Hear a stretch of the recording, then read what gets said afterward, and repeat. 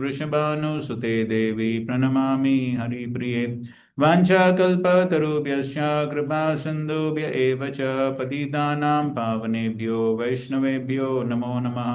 जय श्री कृष्ण चैतन्य प्रभु नित्यानंद श्री अद्वैत गदाधर शिवासादि गौर भक्तवृंद हरे कृष्णा कृष्णा कृष्णा हरे हरे हरे राम राम राम हरे। जय श्री चैतन्य प्रभु नित्यानंद श्री अद्वैत गदाधर शिवासादि गौर भक्तवृंद हरे Krishna. Okay, so we'll go to chapter 23. It is going back. Hare Rama, Rama Rama, Hare Jai Shri Chaitanya Prabhu Nityananda Shri Advaita Gadadhar Srivasadi Gaur Bhaktivinoda. Verses 1 to 3. Maitreya उवाच दृष्ट्वात्मानं प्रभयसम् एकदा वैन्य आत्मवान् आत्मना वर्धिताशेष स्वानुसर्ग प्रजापति जगतस्तस्तुषश्चापि वृत्तिदो धर्मभृत्सतां निष्पादितेश्वरादेशो यदर्थम् इह जग्निवान् आत्मजेषु आत्मजाम्यस्य विरह द्रुदतिम् इव प्रजासु विमनसे एक सदारोगतपोवनम्. At the last stage of his life, when Prithu Maharaj saw himself getting old, that great soul who was king of the world divided whatever opulence he had accumulated amongst all kinds of living entities, moving and non moving. He arranged pensions for everyone according to religious principles, and after executing the orders of the Supreme Personality of Godhead, in complete coordination with him, he dedicated his sons unto the earth, which was considered to be his daughter. Then Maharaj Prithu left the presence of his citizens, who were almost lamenting and crying from feeling separation from the king, and went to the forest alone with his wife to perform austerities. So that's interesting, right? He went alone with his wife.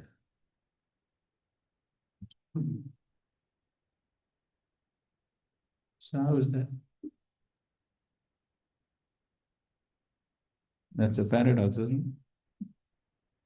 He went with his wife, but he went alone. Yes. Both husband and wife are considered one unit, Prabhupada explains.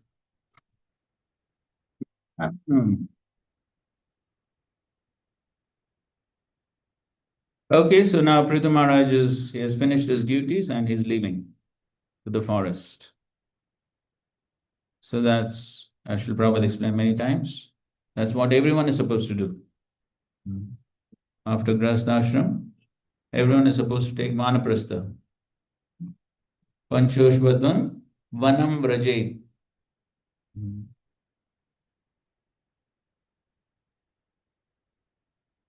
So Prabhupada writes, it is significant in this connection that it is said that Maharaj Prithu retired alone and at the same time took his wife with him. According to Vedic principles, when retiring from family life, one can take his wife with him, for the husband and wife are considered to be one unit. Thus, they can both combinedly perform austerities for liberation.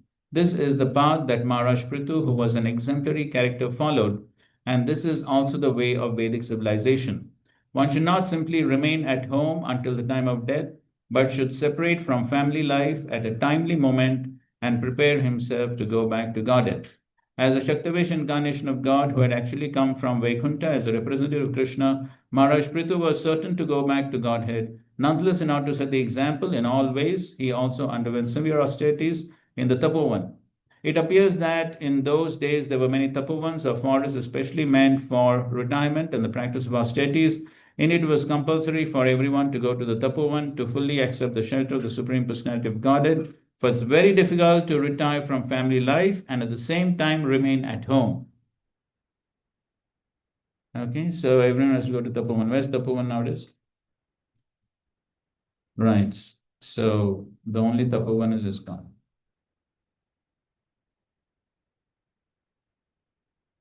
Feedback compared to body. Suppose a person is qualified, if he can die or why even after related also he has to wait for till death and then wait for. Actually, we'll read now how Prithu Maharaj lives. He actually doesn't wait till his natural death. But still, as Prabhupada is explaining, to set an example, that how everyone has to enter Vanaprastha ashram and then perform austerities. To set an example, he's doing all this. Others for him, there was no need. Okay, so now how Maharaj Prithu leaves the body? We will go through a bit rapidly because it's not possible for any one of us. Okay, I'll read the translations. Retiring from family life, Maharaj Prithu strictly followed the regulations of retired life and underwent severe austerity in the forest. He engaged in these activities as seriously as he had formerly engaged in leading the government and conquering everything. Everyone read two translations. So in this, so here basically, he a very exemplary character. So in his ruling also is exemplary. Now in his retirement also is exemplary. So therefore, Prabhupada says, Mahajano yena gatasapanta. One should follow in the footsteps of great personalities. Thus, by following the exemplary character of Maharaj Prithu, one can become perfect in all respects while living this life or while retiring from active life. Thus, after giving up this body, one can become liberated and go back to Godhead. For us, of course, Srila Prabhupada set that example. How to live and how to die. Both examples Srila Prabhupada said. So Srila Prabhupada never went for Nirjan Bhajan or anything like that. Till the last moment, he was preaching. And then in the association of devotees, he left his body. That's the example for us. So that's the example we need to follow. No tapovan. So we just continue serving in ISKCON till the last breath. That's all. In the Tapavana, Maharaja Prithu sometimes ate the trunks and the roots of trees, and sometimes he ate fruit and dried leaves. And for some weeks, he drank only water. Finally, he lived simply by breathing air. So Prabhupada is writing about this in the second paragraph of his purport. So he says, this Krishna consciousness movement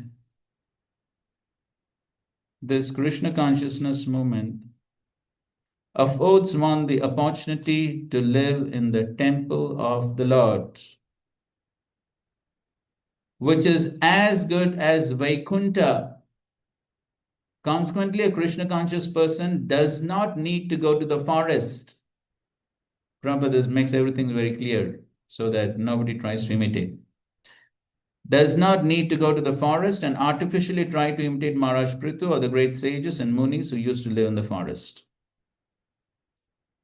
Srila Rupa Goswami, after retiring from his minister's seat in the government, went to Vrindavan and lived beneath the tree like Maharaj Prithu. Since then, many people have gone to Vrindavan to imitate Rupa Goswami's behavior. Instead of advancing in spiritual life, many have fallen to material habits and even in Vrindavan have become victims of illicit sex, gambling, and intoxication. The Krishna consciousness movement has been introduced in the Western countries, but it is not possible for Westerners to go to the forest and practice the severe austerities which were ideally practiced by Prithu Maharaj or Rupa Goswami. However, Westerners or anyone else can follow in the footsteps of Srila Bhakti Siddhanta Saraswati Thakur by living in a temple, which is transcendental to residence in a forest, and to vow to accept Krishna Prasad and nothing else. Follow the regulative principles and chant 16 rounds daily of the Hare Krishna mantra. In this way, one's spiritual life will never be disturbed. Okay, so we have to follow in the footsteps of Bhakti Siddhanta Saraswati Thakur, Srila Prabhupada. And that is what is perfect for us. No, read it carefully. Read. Prabhupada is very careful. Whatever he writes. What he wrote? Read. What is it? Or anyone else. Prabhupada he knows who will try to find loopholes where. So therefore, after thinking, he wrote every word, he would think a lot. Therefore, everything he wrote is perfect. You can't find flaws. So therefore, he knew somebody will raise this question today. Therefore, he wrote, so that all Indians also understand. Next. Following the principles of forest living and the footsteps of the great sages and munis, Prithu Maharaj accepted 5 kinds of heating processes during the summer season, exposed himself to torrents of rain in the rainy season, and in the winter stood in water up to his neck. He also used to simply lie down on the floor to sleep. Maharaj So here Prabhupada writes, these are some of the austerities executed by jnanis and yogis who cannot accept the process of bhakti yoga. They must undergo such severe types of austerity in order to become purified from material contamination. So pancha tapa, we were discussing this yesterday. So 5 kinds of heating process and cold water and all that. Okay, continue. Maharaj Prithu underwent all these severe austerities in order to control his words and his senses, to refrain from discharging his semen, and to control the life air within his body. All this he did for the satisfaction of Krishna. He had no other purpose. Right. So all these austerities, everything was for Ariradhaishu Krishnam Acharat Tapaha Uttamam. So he did this all simply for satisfying Krishna. So he was not a jnani or a yogi. So he was practicing bhakti yoga. So all these austerities were meant to help him control his mind and senses, or at least that's the example he wants to show us. But the purpose was simply to satisfy Krishna. And of course, in most of these purports, Srila Prabhupada explains all this is not possible for us. So therefore, for us, what is required? Hare Nama, Hare Nama, Hare Nama. So, and therefore, Prabhupada explains further now. The person who's Krishna conscious is most intelligent because in Kali Yuga, it is not all possible to undergo such severe austerities. We need only follow great personalities like Lord Chaitanya Mahaprabhu. Quoting Sri Shastra.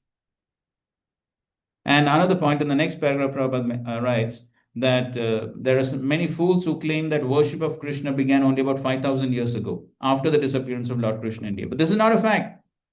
So Prithu Maharaj worshipped Krishna millions of years ago. This is which yuga? This is Satya Yuga. This is Satya Yuga.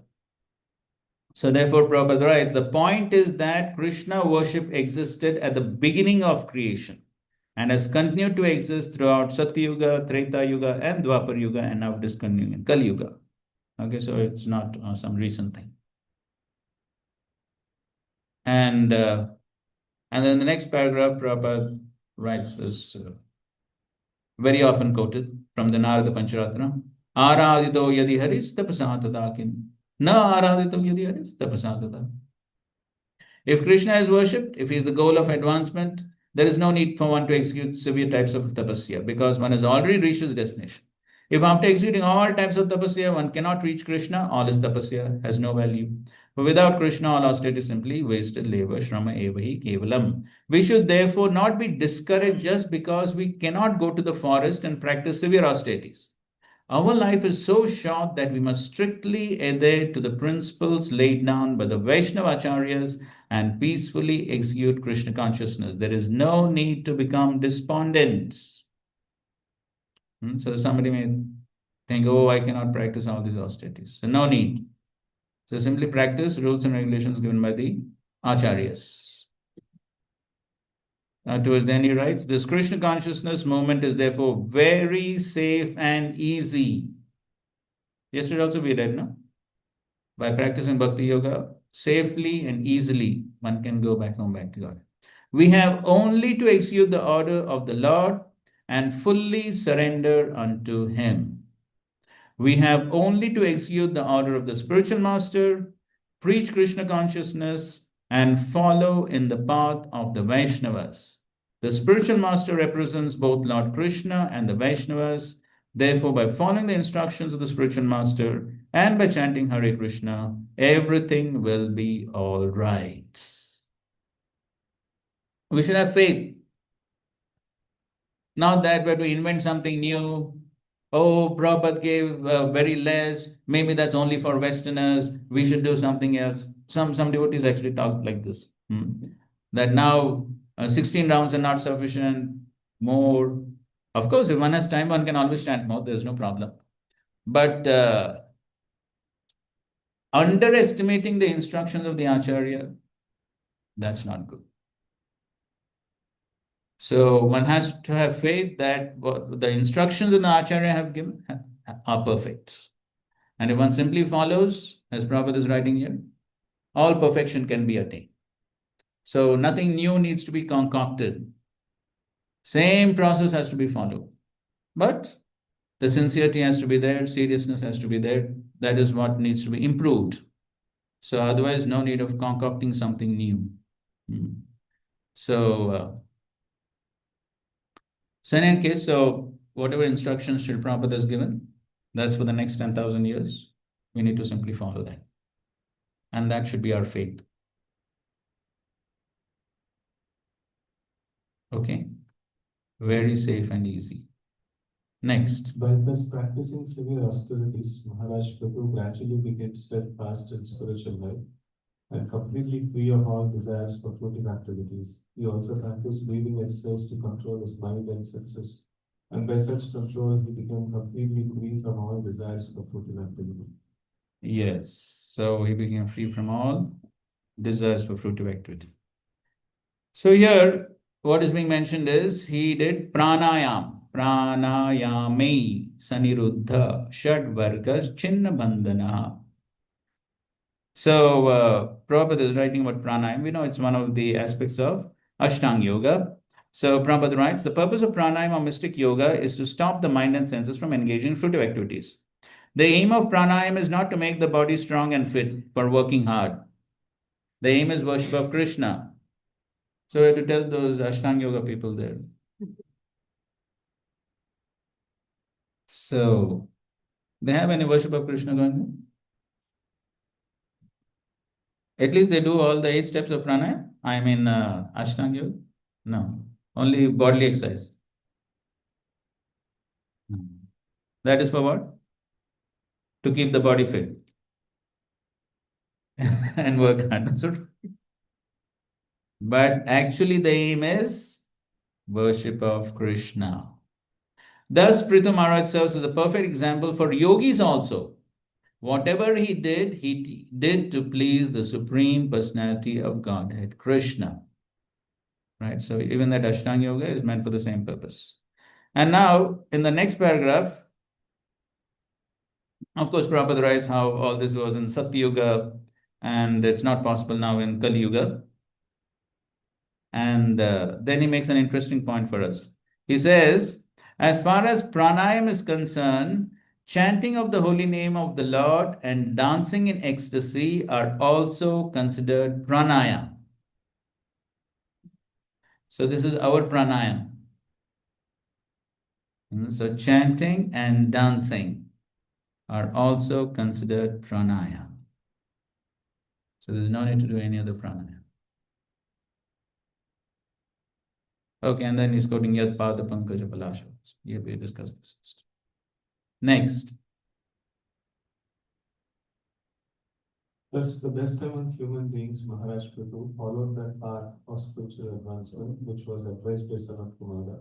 This is to say, he worshipped the Supreme Personality of Godhead Krishna. Yes, so basically, he worshipped the Supreme Lord. Okay, in the next paragraph, the purpose, second paragraph. Oh, actually, one who self-realized engages himself in the service of the Lord perpetually, both in this life and the next. Indeed, for devotees, there is no difference between this life and the next. In this life, a neophyte devotee is trained to serve the Supreme Personality of Godhead. And in the next life, he approaches that Supreme Person in Vaikuntha and renders the same devotional service. Even for the neophyte devotee, devotional service is considered Brahma Bhuyaya Kalpate. Even for the neophyte devotee, devotional service is considered Brahma Bhuyaya Kalpate. Devotional service to the Lord is never considered a material activity. Since acting on the Brahmabhuta platform, a devotee is already liberated. He therefore has no need to practice any other type of yoga in order to approach the Brahmabhuta stage. If the devotee adheres strictly to the orders of the spiritual master, follows the rules and regulations, and chants the Hare Krishna mantra, it should be concluded that he is already at the Brahmabhuta stage. So, how even the neophyte is on the Brahmabhuta stage? The constant exhibition of emotions. Right. We discussed this point yesterday. right? What is that? The various person. Yes. So when one is following one who is on the Brahmbhuta platform, then as long as one is following, he's on the Brahmbhuta platform. His actions are on the Brahmbhuta platform. He is not on the Brahmbhuta platform. His actions are on the Brahmbhuta platform because he is following the instructions of somebody who's on the Brahmbhuta platform. So that is what is being said here.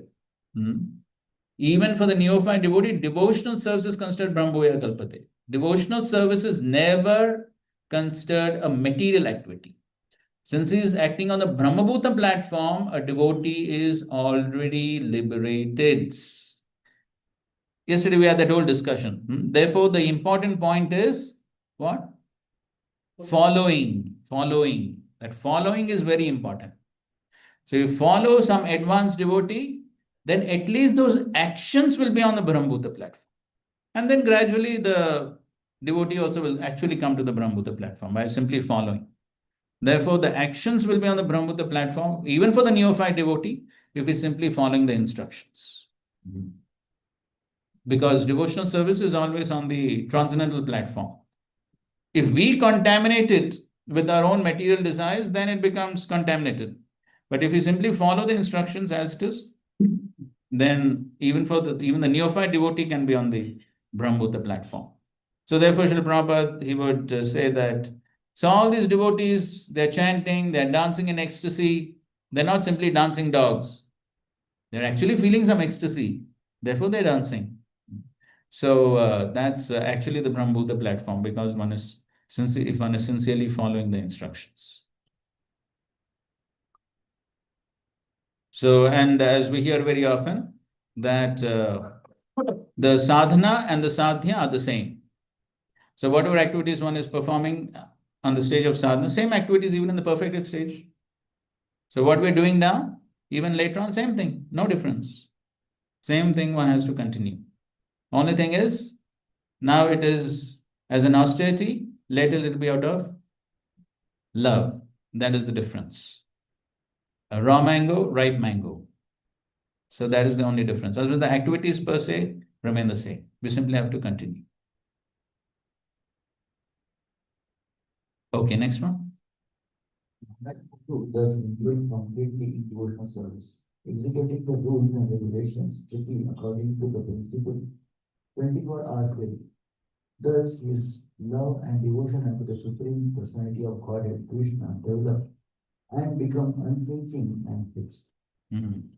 So he's performing all this ultimately to please the Supreme Lord.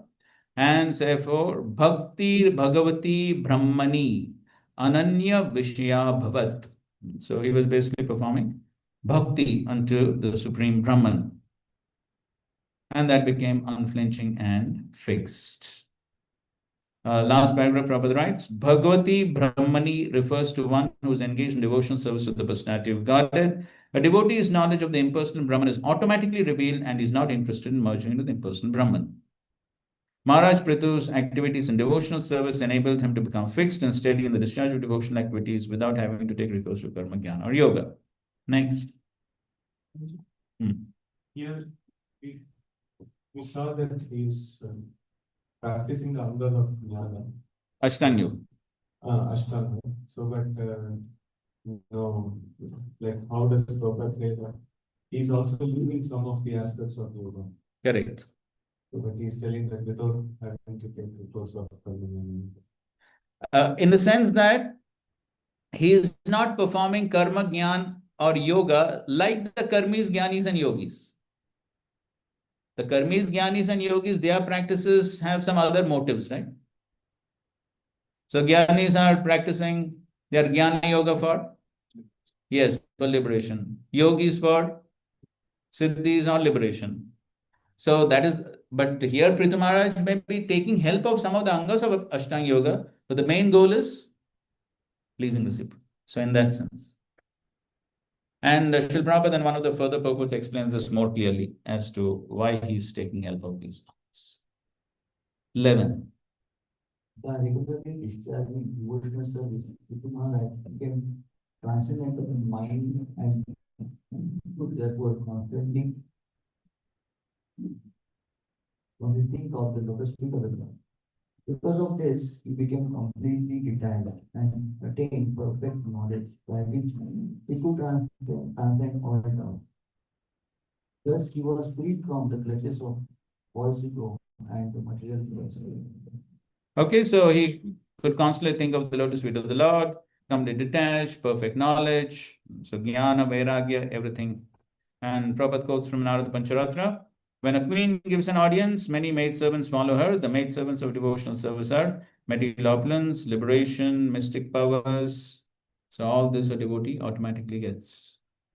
From the Narada Pancharatra, we understand that if one attains the stage of pure devotional service, he also attains all the opulences derived from fruitive activities, empiric philosophical speculation, mystic yoga practice. So, quoting Bilumangal Thakur, what is that? Mukti Mukulita Anjali Sevate Asman. So, Mukti stands with folded hands at the doors of a devotee, and along with Mukti, everything else. Artha, Kama, Moksha, everything a devotee gets very easily. Devotee doesn't have to make some separate practice. Srila Prabhupada explains this in the Durvas Muni pastime, Durvas Muni and Ambarish Maharaj. So Durvas Muni was a powerful mystic, just pulled out some hair, created a huge demon. Ambarish Maharaj could do anything like that? He could not do. But there was no need. There was no need. So Lord sent the Sudarshan Chakra and finished off the demon. So there was no need for the devotee to have mystic powers. Because Krishna is Yogeshwar, and if Krishna wants to give mystic powers to the devotee, he can give also. So therefore, a devotee automatically gets everything. Next paragraph. At present, we have contacted the material body, material mind, material intelligence. But when we become free from these material conditions, our spiritual body, spiritual mind, spiritual intelligence become manifest. In that transcendental state, a devotee attains all the benefits of karma, jnana, and yoga. So the more one gets purified, then one gets all these opulences. Of course, the devotee does not want it. A devotee does not want any kind of material opulence, but such opulence appears before him automatically. He does not have to endeavor for it. Because of his devotional service, he automatically becomes Brahmbhuta. He doesn't have to do something separately to get. Now, in the next paragraph, because of his regular discharge of devotional service, a devotee attains the trance stage of life. Since his mind is transcendently situated, he cannot think of anything but the lotus feet of the Lord. This is the meaning of the word samsmarana anupurtya. By constantly thinking of the lotus feet of the Lord, the devotee immediately becomes situated in Shuddha Sattva. Next paragraph. Srila Vishwanath Thakur gives the following example. If one has a strong digestive power, after eating, he automatically lights a fire within his stomach to digest everything and does not need to take medicine to aid his digestion. Similarly, the fire of devotional service is so strong that devotee does not need to act separately to attain perfect knowledge or detachment from material attraction. So nothing separate. One simply has to follow the process. A jnani may become detached from material attraction by prolonged discussions on subjects of knowledge and may in this way finally come to the Brahmbhuta stage. But devotee does not have to undergo so much trouble. By virtue of his devotional service, he attains the Brahmbhuta stage without a doubt. The yogis and jnanis are always doubtful about their constitutional position. Therefore, they mistakenly think of becoming one with the Supreme. However, devotee's relationship with the Supreme becomes manifest beyond all doubt and immediately understands that his position is that of eternal servant of the Lord. Jnanis and yogis without devotion may think themselves liberated, but actually their intelligence is not as pure as that of a devotee. In other words, the jnanis and yogis cannot become factually liberated unless they become elevated to the position of devotees. Therefore, for them it is said what? Vimukta manina. They think that they are liberated, but they're not actually liberated because real liberation is to come to this realization that I'm a servant, yes, mukti hitva anyatha rupam swarupena vyavastiti. So that realization they don't get. So therefore, it is not true liberation. Now, towards the end of the purport, By discharging devotional service, Maharaj Prithu automatically transcended all these positions. Since Maharaj Prithu was a Shaktivesh incarnation of the Supreme Lord, he did not have to act in any way to attain liberation. He came from the Vaikuntha world or spiritual sky in order to execute the will of the Supreme Lord on earth. Consequently, he was to return home back to Godhead without having to execute Gyan, Yoga, or Karma. Although Prithu Maharaj was eternally a pure devotee of the Lord, he nonetheless adopted the process of devotional service in order to teach the people in general the proper process for executing the duties of life and ultimately returning home back to God. So Prithu Maharaj is doing all this just to set an example. Text 12.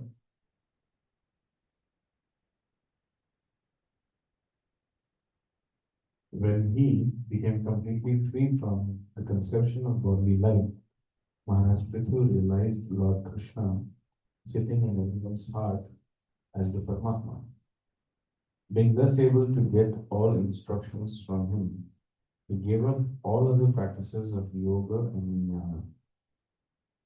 He was not even interested in the perfection of the yoga and jnana systems, but he thoroughly realized that devotional service to Krishna is the ultimate goal of life, and that unless the yogis and jnanis become attracted to Krishna Katha, narrations about Krishna, their illusions concerning existence can never be dispelled. Yavat gada graja katasu ratim nakuryat. So one has to come to this gada graja katasu ratim. Otherwise, all other practices will be shrama evahi kevalam. So Prabhupada writes that at the end of the first paragraph. Actually, the perfection of life depends on one's inclination to hear about Krishna. It is therefore mentioned in this verse, Yavat kadagraja katasu ratimna kuryat. Unless one becomes interested in Krishna and his pastimes and activities, there is no question of liberation by means of yoga practice or speculative knowledge.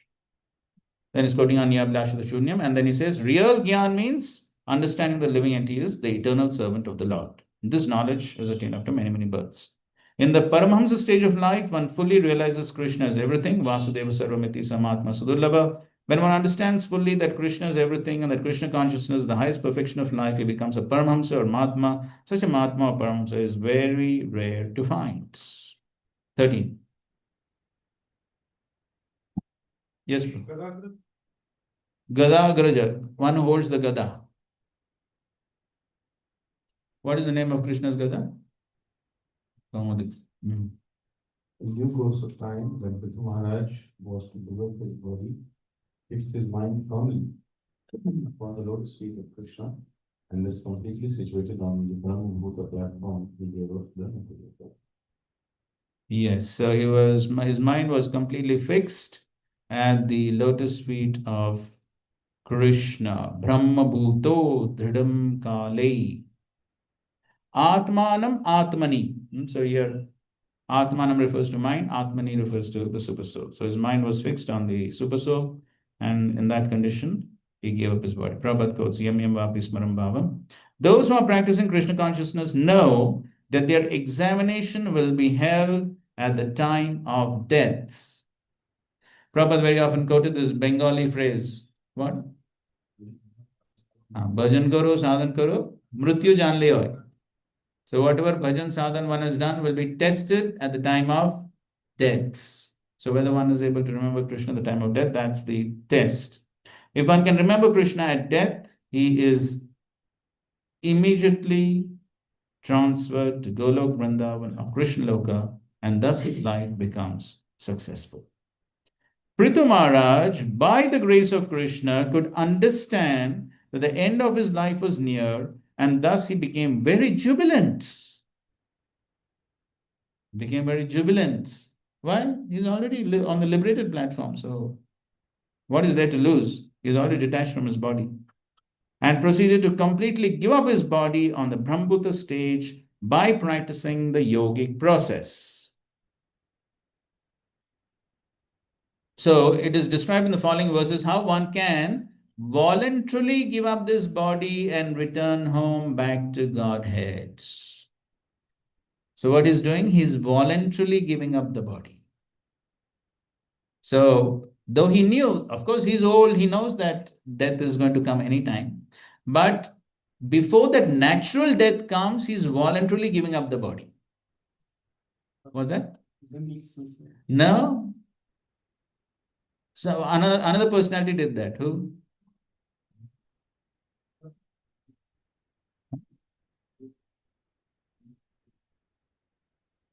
The yoga burning stuff. Rishabh Dev, yes, Rishabh Dev did. Yes, Rishabh Dev. Correct. And another personality you had, Icha Mrityu. Yes, Bhishma Dev. So Bhishma Dev also did the same thing. So he also used the elements of the yogic process to give up his body. Why? Prabhupada is writing now. The yogic process practiced by Prithu Maharaj at the time of death accelerates the giving up of this body while one is in sound health physically and mentally. So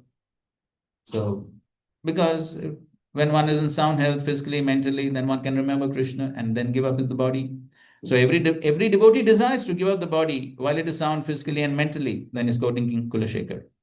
And after that, he says, since it is very difficult to vibrate any sound while choking, it is simply by Krishna's grace that one can chant Hare Krishna at the time of death. It is simply by Krishna's grace that one can chant Hare Krishna at the time of death. It is not in our hands. So therefore, the entire life has to be focused in such a way that one is able to attract the grace of Krishna. Only by the grace of Krishna one can remember, because Krishna is not different from his name. Correct? Krishna is not different from his name. So it's not possible to force Krishna to come in the mind. Not possible. It's only going to happen by Krishna's grace. So we may do so many activities, we may do so much sadhana, this, that, but if we have not been successful in attracting grace, then who knows? So therefore, the path of bhakti is a path of grace. Grace. So we are entirely dependent on grace. However, by situating oneself in the muktasan position, a yogi can immediately give up his body and go to whatever planet he desires. So this is for the yogis. So it's better to become a yogi, no? Yes, then I can do on my own. I don't have to depend on grace of Krishna. Even for that, they need. Yes, of course, nobody can do anything without grace. So even the yogis have to have some bhakti. Otherwise, they also cannot attain perfection. They also require some bhakti. Ultimately, everyone is dependent on the grace of the Lord. But in any case, of course, Prabhupada keeps repeating it again and again. Not possible in Kali Yuga to do all that. As we will read now. Now, what Prithu Maharaj is going to do, how easy it is.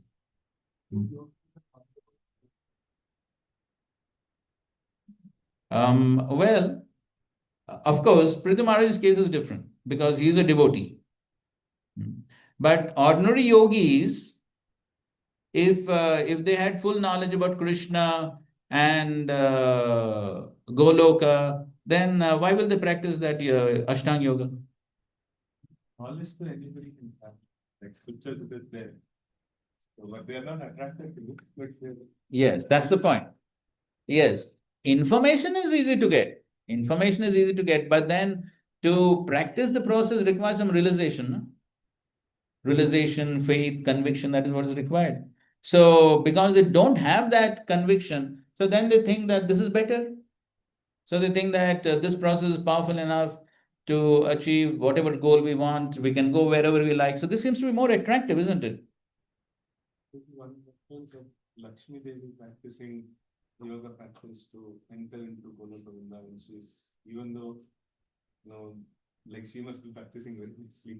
So even though the practice is done, but that destination is not available through this process. That's what I understood. Like what she practices yoga for what? Means she tapasya enter into Ras Leela. Yes, that we read. No, she was not allowed. She was not allowed, correct. So not all destinations are accessible through this process, looks like. Yes, so therefore, now in the 8th chapter of the Gita, Krishna is describing, at the end of the 8th chapter of the Gita, Krishna is describing that there are two paths, right? He talks about two paths, you remember?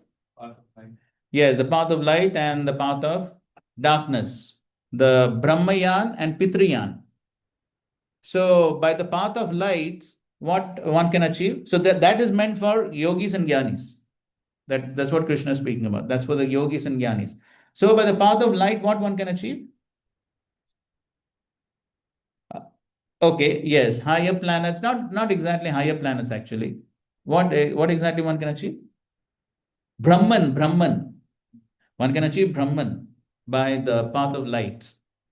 And then, of course, being in the Brahman is like a very long time. So therefore, Krishna says, from which one will not return back. So, but basically, it is the impersonal Brahman. And then the path of darkness is going to the heavenly planets, from which one will have to come back. So these are two paths that are available for the yogis and the jnanis. So therefore, that is all what they can achieve. So there's no question of Golok Vrindavan for them. Because Krishna says very clearly, Bhaktya mam abhijanati. And in the 8th chapter also, after describing the spiritual world, what is that?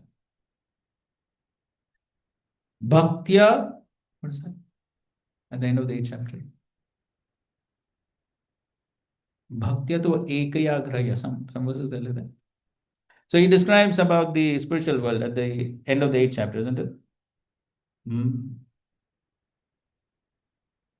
Parastasma tubhava anya vyakta vyakta sanatana. That's the description of the spiritual world. Beyond this material world, there is a spiritual world. And then in the next verse, he says, how to attain that spiritual world? Somebody found?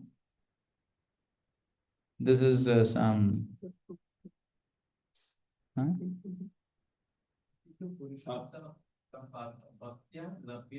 Yes, bhaktya labhyastva ananyaya. So Krishna is very clearly saying, you want to achieve that abode of mind, the only process is bhakti.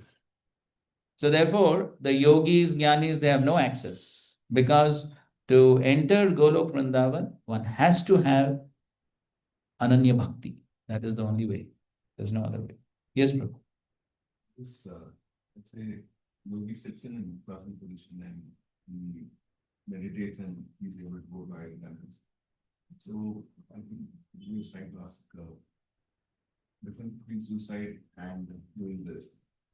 Just because this is sanctioned, this is permitted in Vedas. Correct. Is that the only reason? Yes. This is sanctioned for the yogis and jnanis. So they are allowed to do this. So this is a part of their process. So it's sanctioned. So it's not suicide. How is it different from the Yes, Dhritarashtra also practiced some yogic process only. So he also practiced some yogic process, and then he ignited the fire element within his body, and thus the body got burnt. So he also practiced some yogic process. Yes, that's correct. So it appears that in the previous times, almost everyone had this knowledge of Ashtanga Yoga, and everyone would do these practices. So, right. Okay, 14. Maharaj, with his practice a particular yogic sitting posture, he blocked the door of his anus with his ankles, pressed his right, left calves, and gradually raised his right air upward, passing it onto the circle of his navel, up to his heart and throat, and finally pushed it upward to the central position between his two eyebrows. So this is the Muktasana position, as Prabhupada is writing. The sitting posture described herein is called Muktasana. The ultimate aim of yoga is to enable one to give up this body according to his own free will. Okay, that's the ultimate aim of yoga. So one who has attained the ultimate summit of yoga practice can live in the body as long as he likes, or as long as he is not completely perfect, leave the body to go anywhere within or outside the universe. Some yogis leave their bodies to go to the higher planetary systems and enjoy the material facilities therein. Okay, so that's what Krishna is describing in the Bhagavad Gita. However, intelligent yogis do not wish to waste their time with this material world at all. They do not care for the material facilities in the high planetary systems, but are interested in going directly to the spiritual sky and back home, back to Godhead. But for the yogis, the spiritual sky refers to the impersonal Brahman. That is all spiritual sky, isn't it? Brahma Jyoti, that's all spiritual sky. But Vaikuntha planets, Golok Vrindavan, that for that, of course, the yogis can practice this, but they need bhakti along with that. So if they are pure devotees like Prithu Maharaj, that's what Prithu Maharaj is going to do now. He is practicing the same thing, but he has already practiced pure devotional service. He's a pure devotee. So then it is possible. Otherwise, it is not. Okay. Now in the next paragraph, Prabhupada writes, although Maharaj Prithu stopped all practice of mystic yoga after realizing Krishna consciousness, he took advantage of his previous practice. Okay. So towards the end, he had stopped. That's what we read before. But now he's taking advantage of his previous practice and immediately placed himself on the Brahmbhuta platform in order to accelerate his return to Godhead.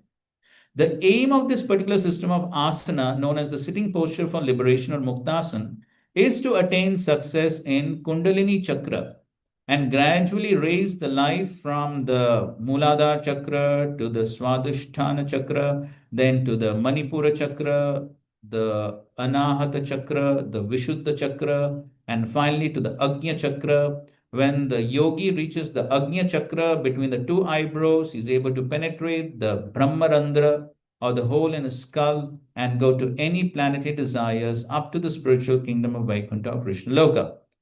The conclusion is that one has to come to the Brahmabhuta stage for going back to Godhead. However, those who are in Krishna consciousness or who are practicing Bhakti Yoga, Shravanam, Kirtanam, Vishnu Smaranam, Pada Sevanam, can return to Godhead without even practicing the Muktasana process. So no need. The purpose of Muktasana practice is to come to the Brahmbhuta stage, for without being on the Brahmbhuta stage, one cannot be promoted to the spiritual sky. But for devotees, Mam Jabjarena, Bhakti Yogena Sevate, Sargunan Samatatitan, Brahmbhuya Kalpate. The Bhakti Yogi practicing Bhakti Yoga is always situated on the Brahmbhuta stage. We just read that, right? Even the neophyte is situated on the Brahmbhuta stage. And what to speak of advanced devotees? If a devotee is able to continue on the Brahmabhuta platform, so see, right from the beginning, the practices are on the Brahmbhuta stage only. Right from the beginning. Because we are following somebody who's on the Brahmbhuta platform. Right? So ultimately, of course, our parampara is bringing from Brahma himself, pure devotee. So therefore, the practices are directly on the Brahmbhuta stage. The only thing is what? One has to continue. Just that one has to do. One has to simply continue the practice without bringing in any contamination. The problem is we may do the practice, but we bring in some contamination. Then it is not Brahmbhuta stage. So therefore, if a devotee is able to continue on the Brahmbhuta platform, he enters the spiritual sky automatically after death and returns to Godhead. Consequently, a devotee need not feel sorry for not having practiced the Kundalini Chakra or not penetrating the 6 chakras one after another. As far as Maharaj Prithu was concerned, he had already practiced this process. So here Prabhupada is clarifying the point. He had already practiced this process, and since he did not want to wait for the time when his death would occur naturally, he took advantage of the Shat Chakra penetration process and thus gave up the body according to his own free will and immediately entered the spiritual state. So having desire, self-desire like Cobra. Right? So it's a proper desire, no? Natural death means Lord will take place. See, now it's a Lord only is going to take. Without Lord's grace, who can go? But then as Prabhupada is writing, he's taking advantage of that process he already knew so that he can control his mind and senses when his body is fit and then go back. So he's taking advantage of that process, which he already knew. Of course, he's a pure devotee, Shakti Vishavatar. So for him, it actually makes no difference.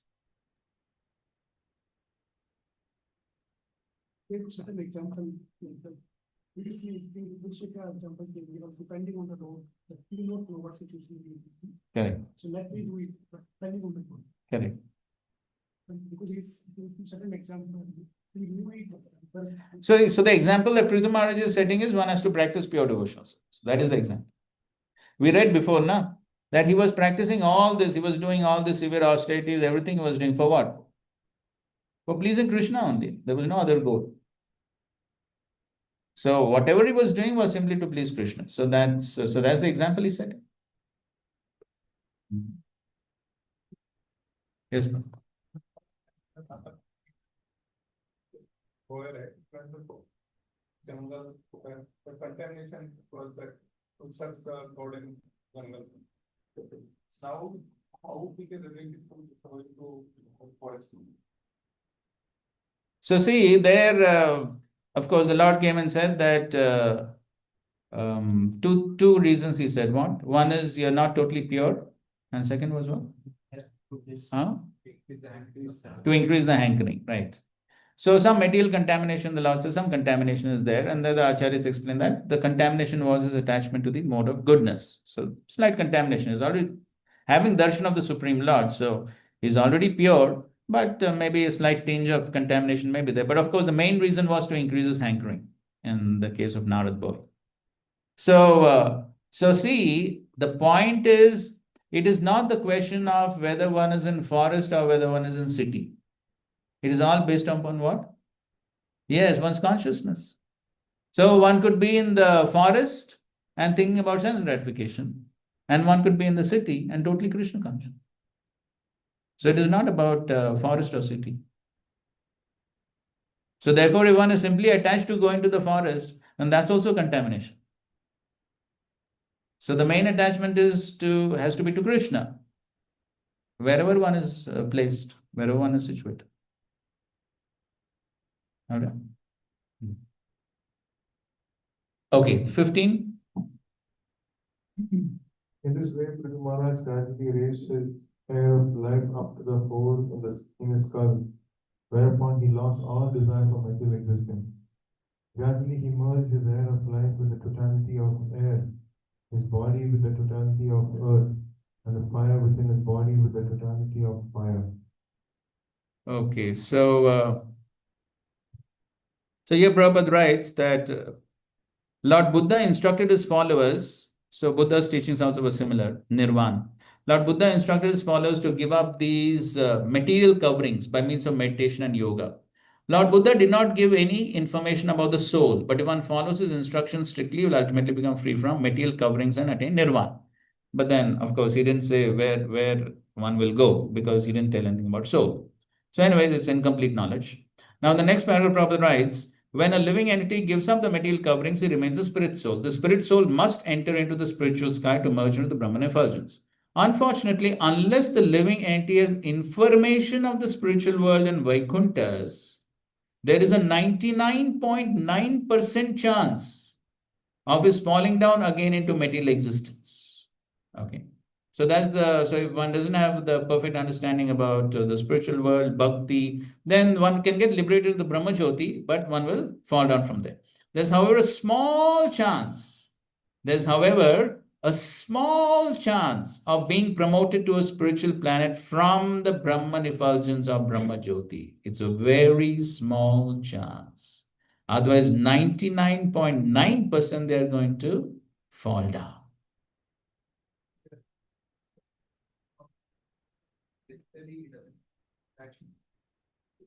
Yes, that's correct. So only when one has an attraction to go to the spiritual world, then one will perform bhakti, na? Then only one will perform. So this Brahmajyoti is considered by the impersonalists to be without variety and the Buddhists considered to be void. In either case, whether one accepts the spiritual sky as being without variety or void, there is none of the spiritual bliss which is enjoyed in the spiritual planets, the Vaikunthas or Krishna Loka. In the absence of varieties of enjoyment, the spiritual soul gradually feels an attraction to enjoy a life of bliss, and not having any information of Krishna Loka or Vaikuntha Loka, he naturally falls down to material activities in order to enjoy material varieties. So at least in the material world, there is some variety. Now there's a good amount of variety. But in Brahmajyoti, no variety at all. So Prabhupada gives the example of what? Yes. So when the aeroplane goes on top, all what one sees, all directions is what? Sky. Of course, the only variety is if there are some clouds. That is the only variety.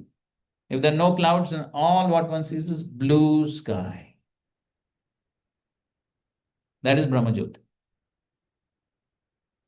And so Srila Prabhupada says similar situation is in the ocean, water. They're also all around, only water, no variety. And so therefore people become very restless, both on the plane also and in the ship also. Of course, ship we don't have much, but then Srila Prabhupada, he had experience. So he says, so as soon as people would see some land, they would be so eager to go on the land. And similarly in flight also you see, as even before the flight lands, actually people start becoming impatient, right? Sometimes the air hostesses have to shout, sit down, sit down. Even before it lands, they become impatient. And as soon as it lands, everyone stands up. It is going to take at least 10-15 minutes to go out, but still everyone stands up. Because it's so fed up. Because no variety. The seat comfortable. Huh? Seat was not comfortable. Seat is not comfortable is one thing. Even if it's very comfortable, but the point is not much variety. So at least in Indian railways, even though they're always delayed, there's a lot of variety. So people manage. Farmhouse and next one. Whatever. But a lot of variety. You can see so much variety, so many varieties of foodstuffs come inside. So a lot of variety. So this is the natural hankering for the soul to have variety. So that's the reason why even though they go to Brahma Jyoti, no miseries, no misery in Brahma Jyoti, absolutely no misery. But still, because there's no variety, then he thinks better to come down to the material and at least experience material variety, even though there may be some suffering. So same thing. So in one, Srila Prabhupada is going on a morning walk or something, and then Srila Prabhupada sees a field. So some discussion of Mayavad is going on. So Srila Prabhupada sees a field, empty field, and Srila Prabhupada says, so if I tell any one of you to stay in this field alone, will any one of you agree? Of course, we can extend that little more for the modern age. So in that open field, one can have a nice air-conditioned cabin also. And even if some prasad is coming, how long one will be able to stay alone? Very difficult. Maybe 1 week, 2 weeks. Okay, at the most 1 month. But after that? So that is why during COVID time, there was a lot of trouble. Not a divorce. Divorce? Really? I don't know. Too much of familiar. Depression is. Yes, but there were a lot of problems, whether it's depression or a lot of quarrels. Nothing else to do.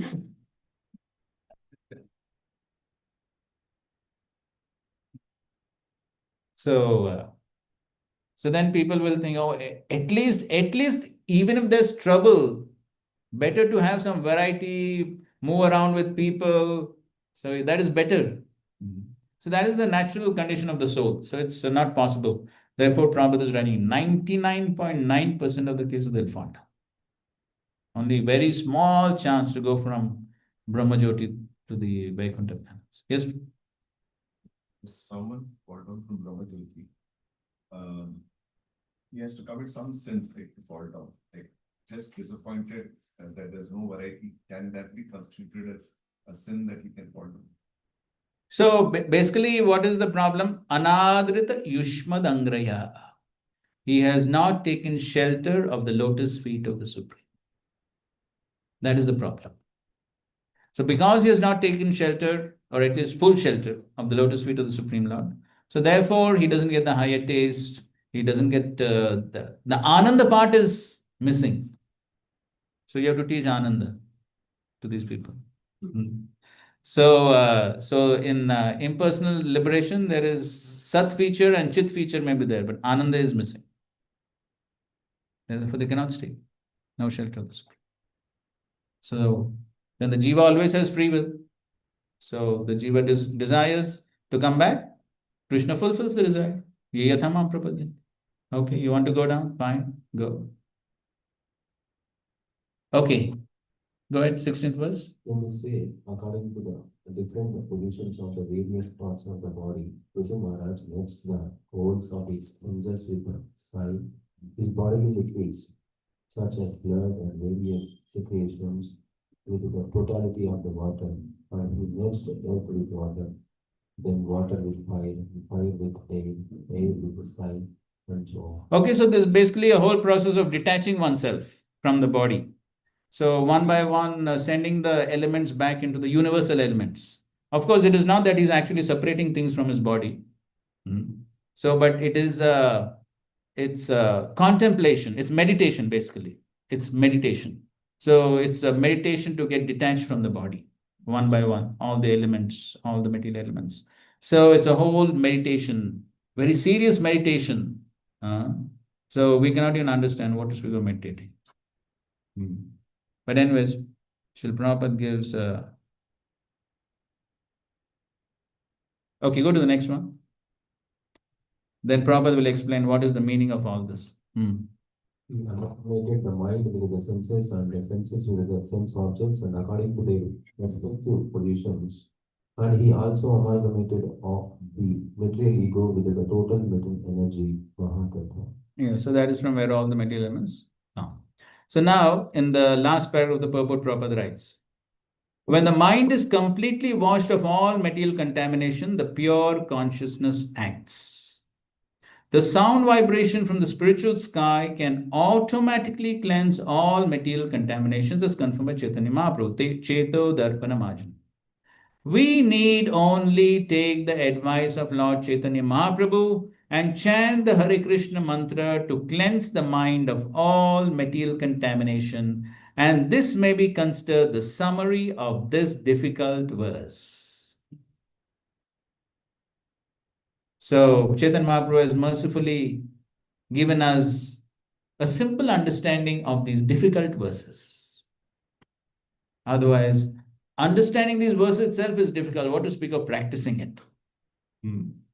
But then Srila Prabhupada is saying the summary of the difficult verses, chant Hare Krishna. Because ultimately, what's the purpose of all this? To become purified, correct, of all the material contamination. That's the purpose of all this process. So that same result can be achieved by simply chanting the Hare Krishna mantra. As soon as the whole material contamination is washed away by this process of chanting, all desires and reactions to material activities become immediately vanquished, and real life, peaceful existence begins. In this age of Kali, it's very difficult to adopt the yogi process mentioned in this verse. Unless one is very expert in such yoga, the best course is to adopt the ways and means of Lord Chaitanya Mahaprabhu, Sri Krishna Sankirtanam. Thus, one can gloriously become freed from all material contamination with the simple process of chanting Hare Krishna, Krishna Krishna, Hare Hare, Hare Rama, Rama Rama, Hare Hare. Just as life in this material world has its beginning in material sound, similarly, spiritual life has its beginning in this spiritual sound vibration. 18. Prithu Maharaj then offered the total designations of the living entities unto the supreme controller of illusionary energy, being released from all the designations by which the living entity became entrapped. He became free by knowledge and the renunciation and by the spiritual force of his devotional service. In this way, being situated in his original constitutional position of Krishna consciousness, he gave up this body as the Prabhu or the controller of the senses. Yes, Swarupastho Jahat Prabhu. Prabhu. So Prabhupada explains in this purport who's actually Prabhu. So Prabhupada writes, as stated in the Vedas, the Supreme Personality of God is source of material energy. Consequently, he is sometimes called Maya Maya, or the Supreme Person who can create his pastimes through his potency known as material energy. The Jiva, or the individual living entity, however, becomes entrapped by the material energy by the supreme will of the Supreme Personality of Godhead. Okay. So now in the next paragraph, when one is strong enough to give up the influence of material energy, he is called Prabhu. Please note the definition of Prabhu. So if others are calling us Prabhu, then we have to come up to the standard. What? Strong enough to give up the influence of material energy. Then he is called Prabhu. In this verse, the word Swarupastha is also very significant. The real identity of the individual soul lies in understanding or attaining the knowledge that he is eternal servant of Krishna. This understanding is called Swarupa Upalabdhi. By culturing devotional service, the devotee gradually comes to understand his actual relationship with the Supreme Personality of Godhead.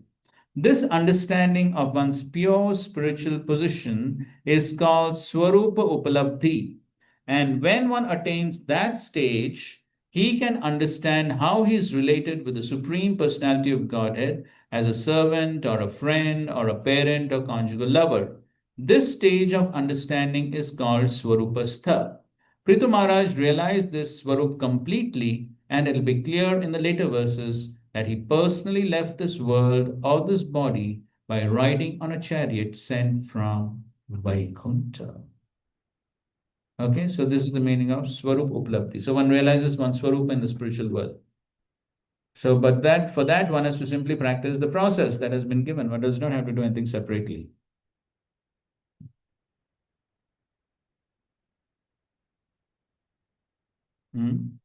So Prabhupada is writing, by culturing devotional service, the devotee gradually comes to understand his actual relationship with Supreme Personality of Godhead. So that's all. One has to simply practice devotional service, nothing separate. Yes, Prabhu? We'll come to that. And next paragraph, he writes, the spiritual master is addressed as Prabhupada because he is completely self-realized soul. The word Pada means position, and Prabhupada indicates that he is given the position of Prabhu. So this is the meaning of Prabhupada. Pad means position. Prabhu means he is given the position of Prabhu or the Supreme Personality of Godhead, for he acts on behalf of the Supreme Personality of Godhead. Unless one is a Prabhu or controller of the senses, he cannot act as spiritual master who is authorized by the Supreme Prabhu or Lord Krishna. Okay, so all these are important points. So only one who is Goswami, one who can control the senses, can become spiritual master. Sakshadaritvena samasta shastra. Next paragraph. Since Prithu Maharaj was power incarnation of the Supreme Personality of God, Shaktavesh Avatar, why did he have to execute the regulative principles in order to become a Prabhu? Because he appeared on this earth as an ideal king, and because it is a duty of the king to instruct the citizens in the execution of devotional service, he followed all the regulative principles of devotional service in order to teach others. So he did all this basically to instruct others. Similarly, Chaitanya Mahaprabhu, although Krishna himself taught us how to approach Krishna as a devotee, said, Apni Achari Bhakti Shikayanu Savari. This point was generally being quoted by the things that spiritual master must be like completely self-reliant. So, and whenever there is an unfortunate situation happens, so they come back and say that this, I mean, Prabhupada consistently quotes, speaks about spiritual master is completely self-reliant. So how do we understand the sadhaka to its all? Yes, but till now we have been discussing this point. Srila Prabhupada is writing that even a neophyte is on the Brahmbhuta platform.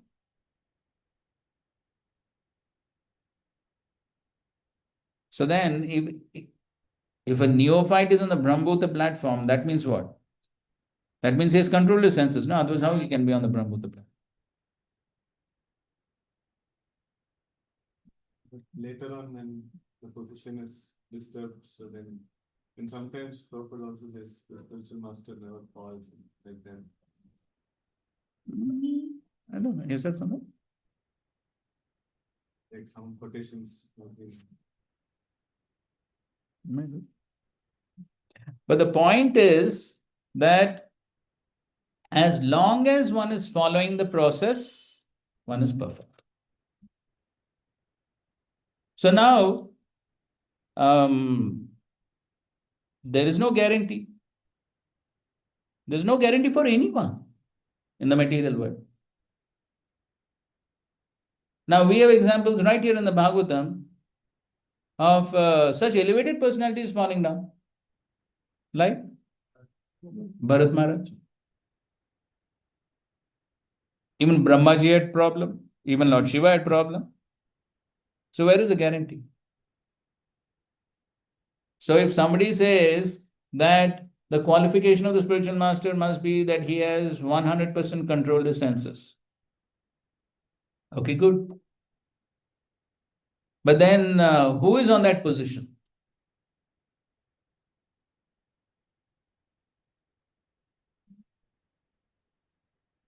Lord Kapila says, no, third canto. Who is free from sex attraction? Only Narayan. Then? So then who will become? Then only Narayan can become spiritual master. Then tomorrow they will say, why Prabhupada also? No, we'll accept only Narayan as spiritual master. More advanced. So all these are useless arguments. So if then how the parampara only will go on then? They have a system. Huh? They have a system. No, that's what. But that system is not authorized. But that system is not authorized. It's a concoction. Because that's what will happen. Then tomorrow somebody will say, we'll take Diksha from Narayan. Because only Narayan is totally sense control. Nobody else is sense control. Then that's acceptable. So somebody will say, no, tomorrow, see, Brahmaji had trouble. He's Sampradaya Acharya. Lord Shiva had trouble. He's also Sampradaya Acharya. And Lakshmi could not attend enter the Ras Leela. So she also has. And the four Kumaras also had some problem in Vaikuntha. So leave all the four Sampradayas. This we never thought about. Good suggestion, right? Maybe you can suggest this to the Ritviks. They will consider, oh, very true. Better we'll go to Narayan.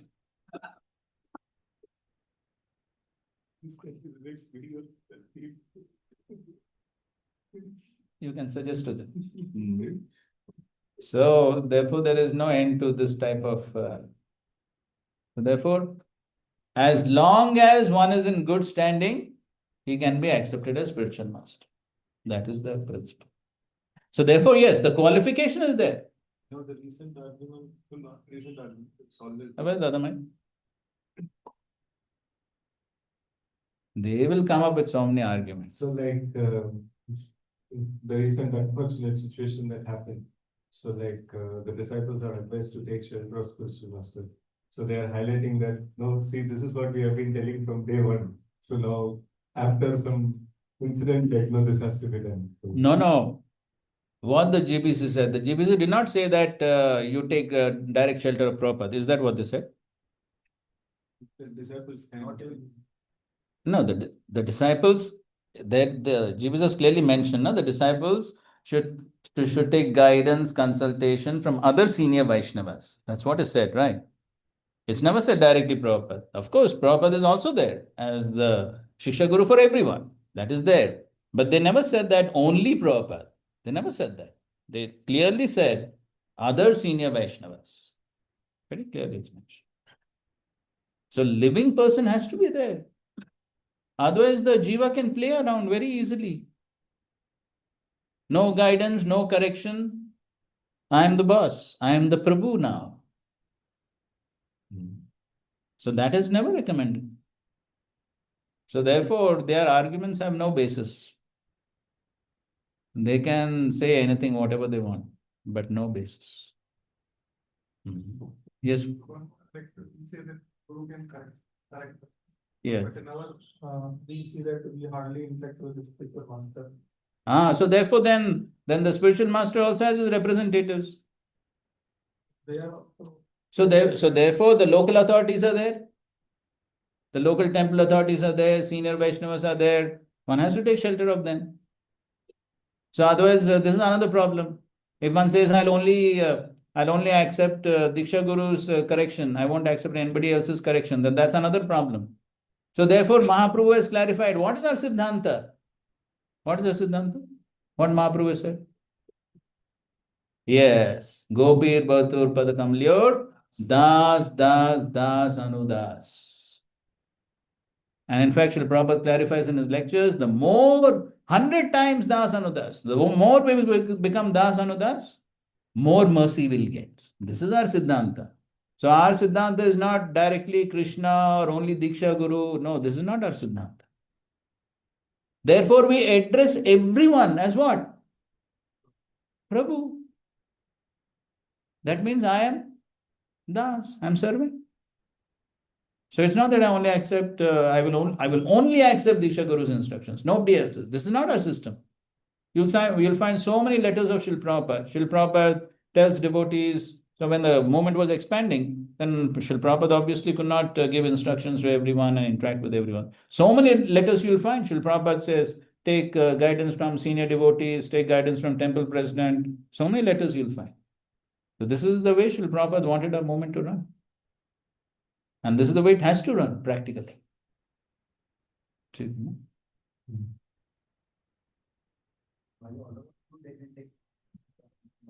Yes, yes. Of course, the temple authorities, in one sense, automatically become Shiksha Gurus for all devotees within the temple. That's a system which Srila Prabhupada wanted. So you'll find in many letters. And of course, if one specifically wants to take Shiksha from some specific Vaishnava, one can take permission from Diksha Guru and do that. That's also.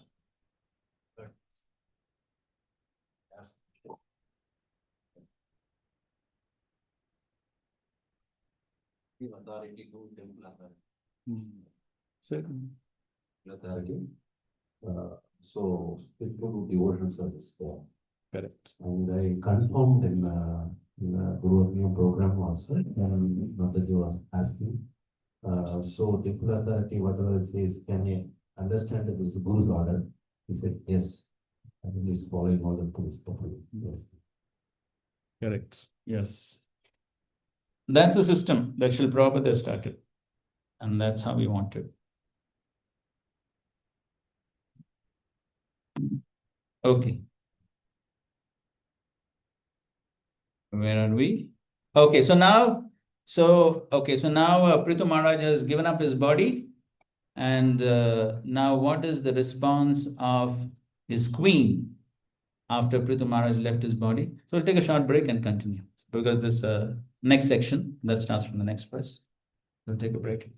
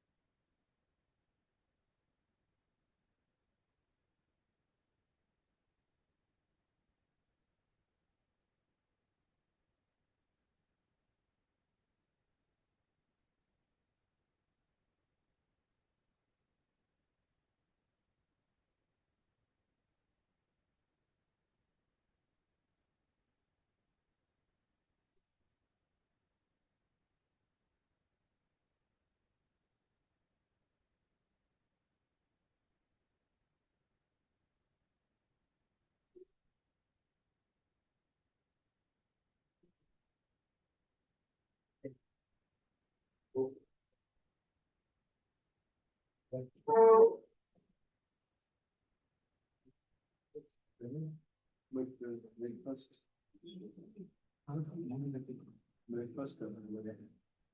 Breakfast.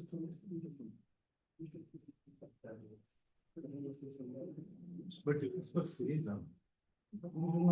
It's the same, but you were saying that we can take the vacation. I don't know. We'll check with him. Or. August में सदानंद केशव को वहां से पढ़वा दिया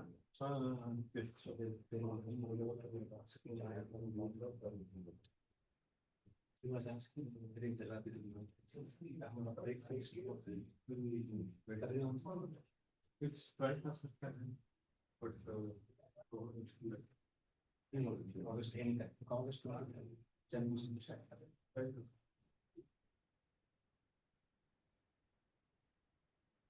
so it is internal numbers we will do that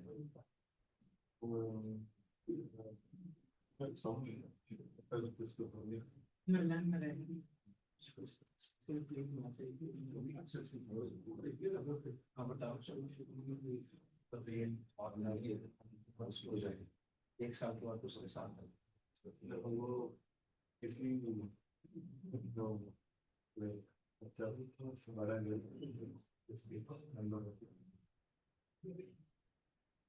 कुछ ऐसा जगह है क्या पार्टी ऐसा टेम्पल शेड बना के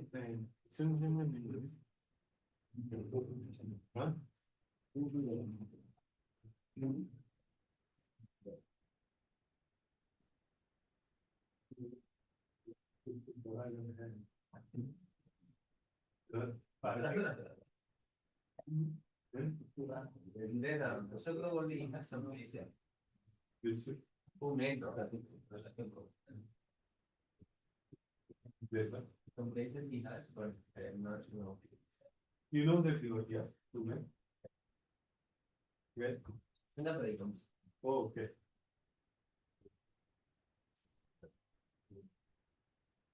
Take to the book. Yes.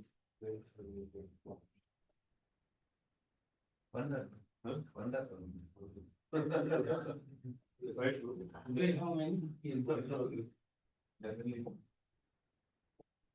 Break chances in explaining. Very good. Break is काम हुआ. Break बनाया तो तो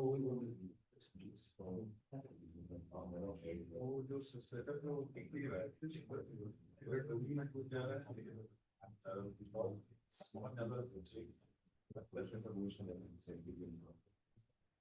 very first one I normally fix actually so you can even GoPro also legends we are planning that lowering raising the so वो मैंने हर समय तरफ में देखा था तीन फायर या कुछ का ऐसा था no connected with that ऊपर जाएगा like that will give the shape for this one the less metal you can the whole GoPro नहीं हमारे पहले वाले ऐसा वो करते जाता था ऊपर like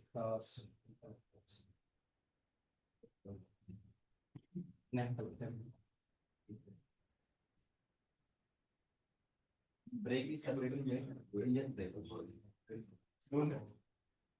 Just hand brake system. Indian brake is not break. So there is no engine. Wheels are there. Wheels. No, typically what happens in a car we have hydraulic brakes. So these brakes are manual, so it is very hard to. Maybe hydraulic brake. But for that leg brace is one. But this only we can try. Somewhere we have to just do some force. But if it's not hydraulic, we need more. Very fast. I was telling you, we had very less time. No, actually, this one, people will be pulling back. Force, right? Although it will not be like 10 kilometers per hour or 5. That's how our vehicle is not that speed. Yeah. It's not it's the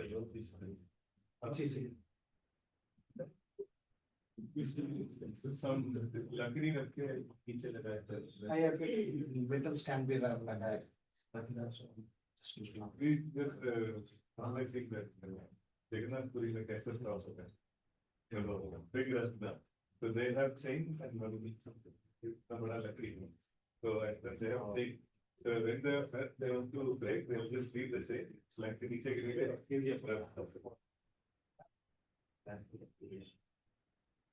so there is two means two pandas because that's a This is a types now. picture. Four not saying. उसको थोड़ा सा No was telling no only one day we had to fix the. हाँ तो फिर आप कर सकते हैं ना And get the proper time. आप तो देख के कर सकते हैं तो आपको भेज दो वो करें.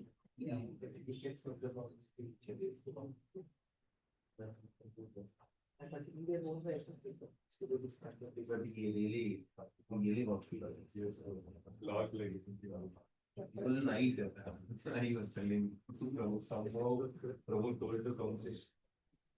And then also nice. And it's very medium size, not very small, not very. अभी वो कैनोपी भी हो गया फिर उसके बाद ज्यादा करना उसी में एक थोड़ा सा लग रहा था वो साफ वो सिंपल हो गया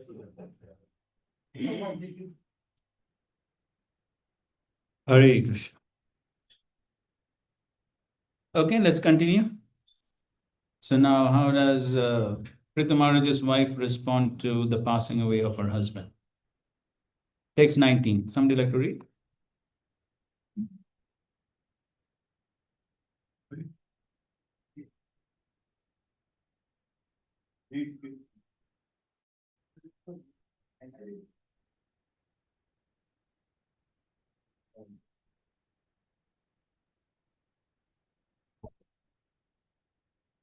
The wife of Prithu Maharaja, whose name was Archie, followed her husband into the forest. Since she was a queen, her body was very delicate.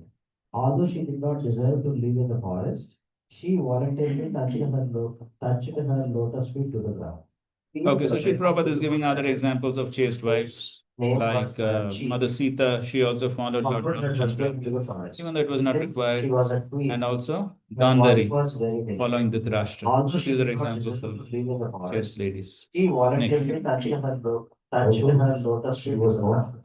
Okay, so Sri Prabhupada is giving other examples of chaste wives, like Mother Sita. She also followed Lord Rama, even though it was not required, and also Dandari, following the Dhritarashtra. So these are examples of chaste ladies.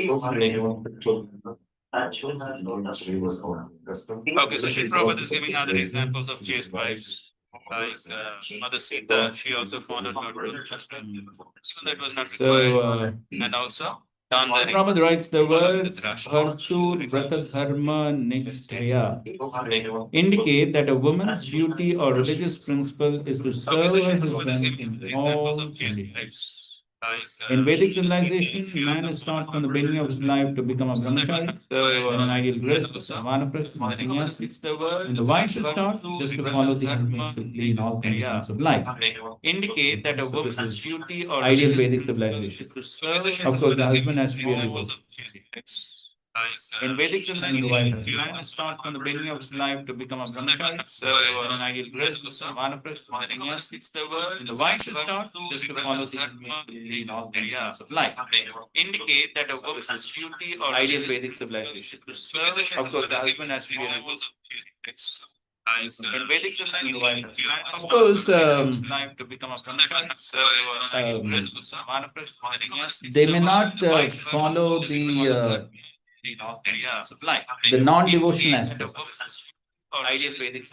But in terms of assisting the husband in all his duties, and whatever else is required. So that in that sense, they're chaste. So just like follow the. Of course, it could be like an extrapolation. Non-devotional case. So just like Prahlad.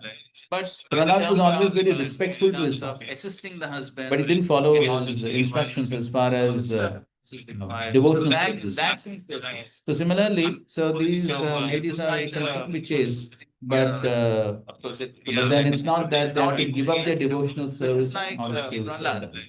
But Prahlad was always very respectful to Messages the husband in so many other ways. but he didn't follow That part is something far that, as if the husband is not devoted, then that part cannot. Similarly, so these ladies are witches, but then it's not that they have to give up their devotional service in order to Prahlad.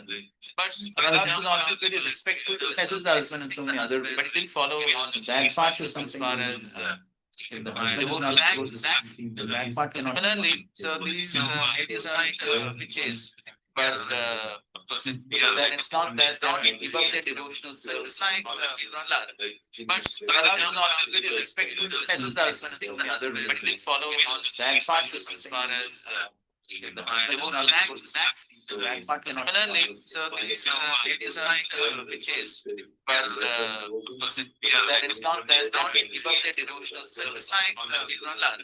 But Prahlad was always very respectful to messages the husband in so many other ways, but he didn't follow that part as far as Of course, we have to give everyone a chance to become a devotion. So, if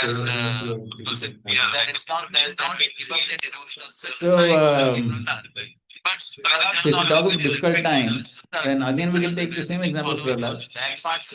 Prahlad was going through such difficult time, but he never compromised with his devotion. So in the case of husband and wife also, so there are other purports where Srila Prabhupada made this point that the wife is supposed to follow the husband, husband is supposed to follow the mark. That means he has to be a devote. So that's ideal. But then even in the case where the husband is not a devotee, the wife will not compromise the devotion also. There are other purports. But then the wife can cooperate and assist the husband in all the other activities. But as far as the devotion principles are concerned, that cannot be But done. then even in the case where the husband is not a devotee, the So, wife compromise the devotion also. So I know some situations But where then wife can then what has been advised is that the husband and the children they want to not go outside. That cannot be But done. then even in the case where the husband is not a devotee, So that much understanding has to be there. I know some situations But where that's the what the basic condition of husband and wife. So that cannot be somebody can even in the do. case where So Prabhupada gives, I don't know whether we discussed in these classes. so that much understanding has precise definition of marriage. what the basic condition. So we discussed this in the class. Upcoming third canto, so 14th chapter, somebody can give you. And if I'm not mistaken, Prabhupada gives, I don't know whether we discussed in these classes. So that much understanding precise definition of marriage. what the basic condition. So we discussed this in the class. Third canto, 14th chapter, 19th verse. So 14th chapter, somebody can give you. And if I'm not mistaken, Prabhupada gives, I don't know whether we discussed So that much understanding precise statement. There are four aspects of what the it. basic condition. And there are four aspects of this definition of marriage. Actually, especially for grihastha training, this one statement can be taken and so much can be spoken. Just on this one statement. There are three aspects of marriage Prabhupada is speaking about. The first thing is what it is. It is a first thing. So it's a duty means what? Especially for It's not that everything is going to be bed of roses. It's not that everything is going to be exactly as I want and exactly as I like. Duty means that even though I may not like, but still I perform it. And therefore, in one of these purports only will come to it. It's a little bit later, Prabhupada is saying. Therefore, no question of divorce. Prabhupada is writing.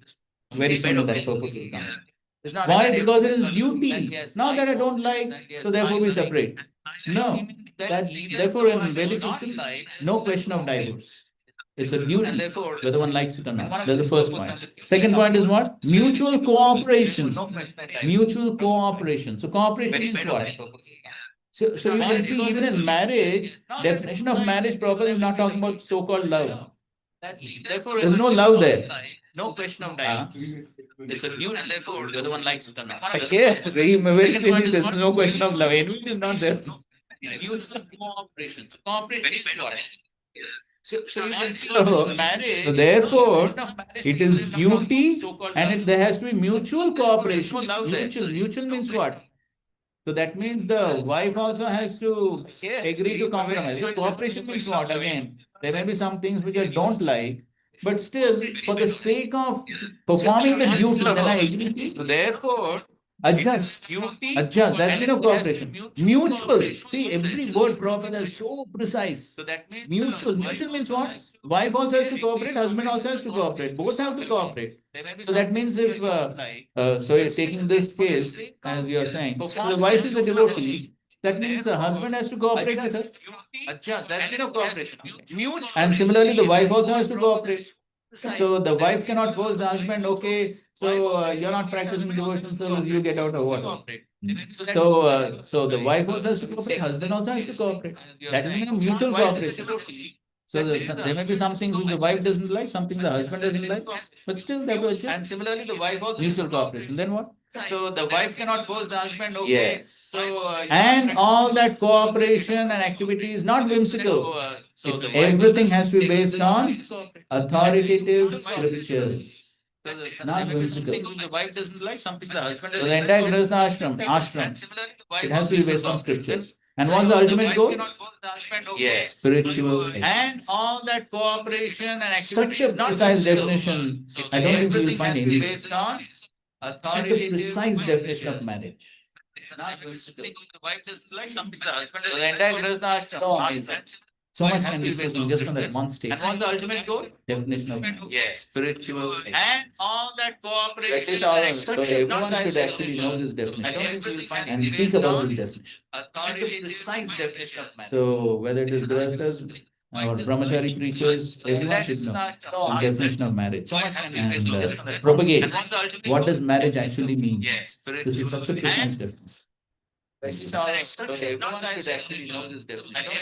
And speak about this definition. Authoritative precise definition of marriage. So whether it is grihasthas or brahmachari preachers, everyone should know the definition of marriage. So much can be And based on that is propagate. And what's the ultimate What goal? does marriage actually Krishna mean? conscious Project. project. This is such a precise definition. That That you will find in those purports only you will find. So whether it is grihasthas or brahmachari preachers, everyone should know the definition of marriage. That is propagate. What does marriage actually? Krishna conscious project. This is such a precise That you will find in those purports only you will find. So yes, so both the points coexist. It is not one or the other. So following is correct. The wife is supposed to follow, that is correct. But then when the point of following comes, then Srila Prabhupada specifically writes that that is in the case when the husband is a devotee. So yes. So And when the husband is a devotee, then said person following, then the wife is supposed to accept the husband as spiritual master and follow it. following is correct. The wife is supposed to follow, that is But then correct. for that, But the then husband when also the has to point be of a proper following devotee. comes, Then Then it Prabhupada matters. specifically So writes that is as far as that following is concerned. But in any case, the point of cooperation always exists. said person following, not one. Then the wife is a Point of cooperation always exists because when two people come together, always there has to be some cooperation. no?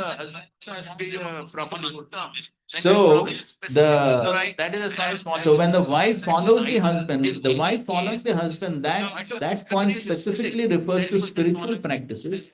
When the husband then follows, that is specifically referred to the Always spiritual there has to be practice. some cooperation. So That is as far as following. So when the wife follows the husband, that point specifically, so in general, the principle applies. In general, the principle of following does apply. But then at the same time, it is not like So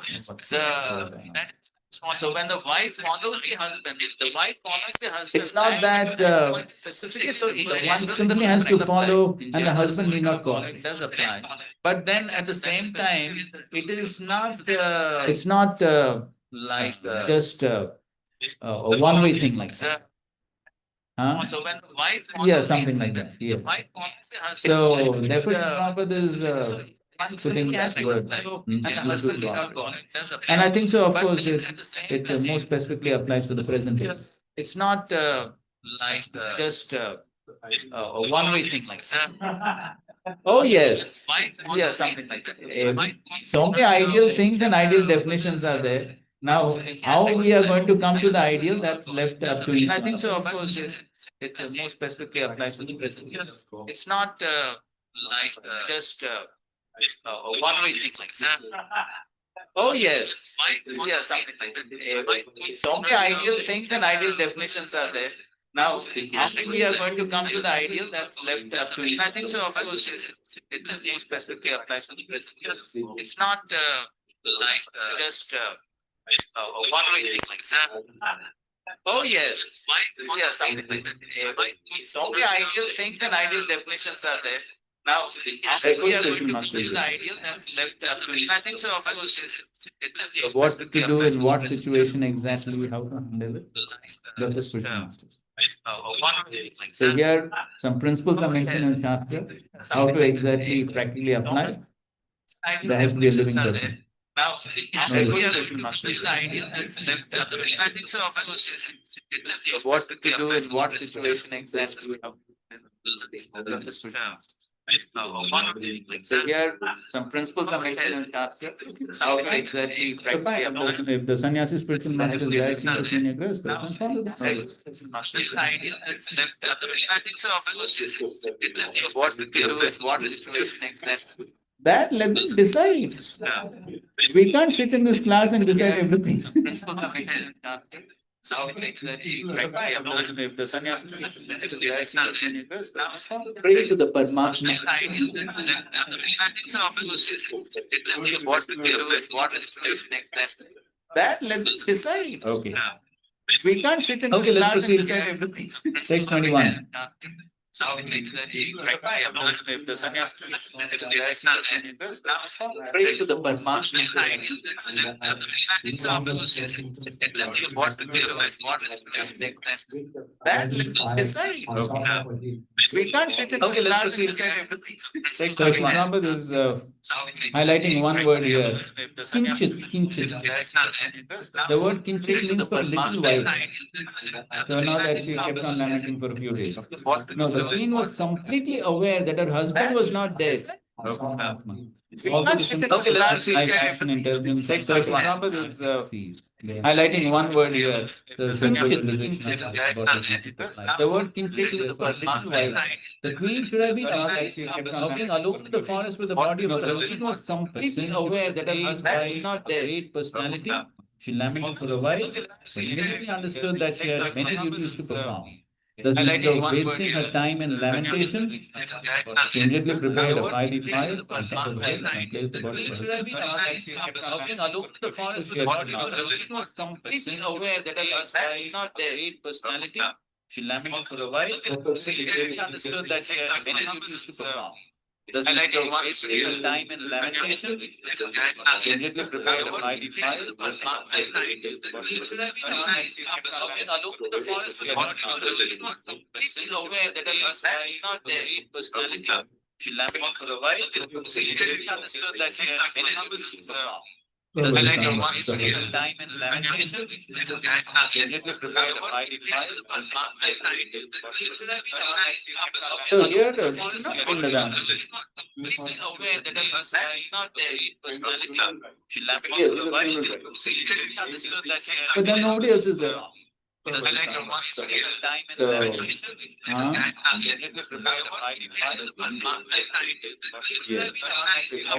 here, okay, go to the next. But then nobody else is there.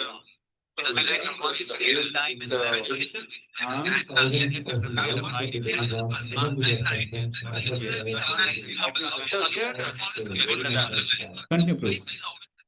Okay, go to the next. time, the demigods were defeated at the drop of Gandhara. All who failed to solve flowers So the wife of the demigods are discussing. What are this mean? all tourists looked to Bhakti. Okay, You go to can the next. see that the queen of the brave instead of all these served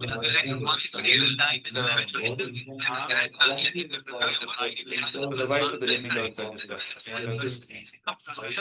So they're giving the comparison that she also served just like Lakshmi serves Narayan. So here in this purport was the Emperor is writing this point. In Vedic civilization, the husband and wife were not separated by such man-made laws as divorce. We should understand the necessity for maintaining family life in human society and should thus abolish this artificial law known as divorce. This purport was the Emperor. The husband and wife should live in Krishna consciousness and follow in the footsteps of Lakshmi Narayan or Krishna Rukmini. This way, peace and harmony can be possible within this world. We should understand the necessity for maintaining family life in human society and should thus abolish this artificial law known as divorce. This purport was the Emperor. The husband and wife should live in Krishna consciousness and follow in the footsteps of Lakshmi Narayan or Krishna Rukmini. So for that, we have the practical life of Srila Prabhupada. You know the person, right? And one of the disciples asked Srila Prabhupada whether he can take divorce. Prabhupada said yes. You didn't hear this one? Yeah. Prabhupada said yes. So for that, and then some other disciple asked, but Srila Prabhupada, you say, you hear direct statement here in this purport. You say no divorce. What was Srila Prabhupada's answer? Whether he can take divorce. Prabhupada said yes. Srila Prabhupada said, even if I would say no, he will take divorce anyways. Then it will become good. So therefore, to save him from that, I am giving permission. You say no divorce. What was Srila Prabhupada's answer? Whether he can take divorce. Prabhupada said yes. So therefore, Shastra is there, purports are there, but still living spiritual life. Then this is the purpose. So therefore, save it from that and we will publish. You say no divorce. What was Prabhupada's answer? Whether he can take divorce. Prabhupada said yes. So therefore, that's how Srila Prabhupada did things according to the time, place, or something. But still living spiritual. So even though, so therefore, Shrutakirti Prabhu says, Srila Prabhupada on the Vyasasana and off the Vyasasana, they were like two different personalities. So on the Vyasasana, Srila Prabhupada absolutely heavy, no compromise. Just like here in the purports, lectures, no compromise, because these are and off the Vyasasana. Yes, for the next 10,000 years. Different personalities. But after Vyasasana, personal dealings, then Srila Prabhupada would be so liberal, compassionate, thinking about the future of the disciples, all that.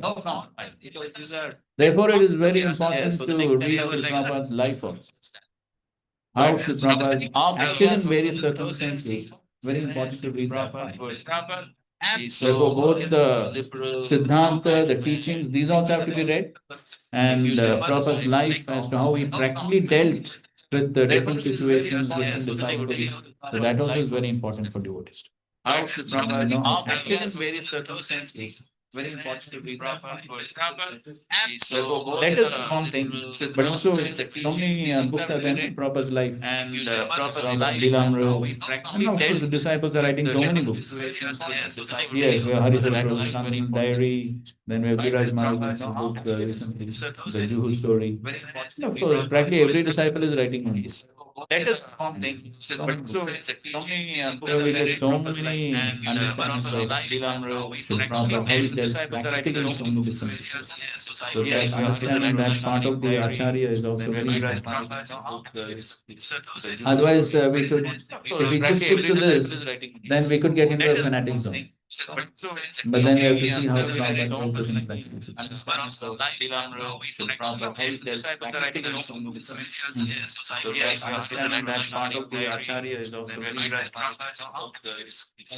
Otherwise, we could, if we just stick to this, then we could get into a fanatic zone.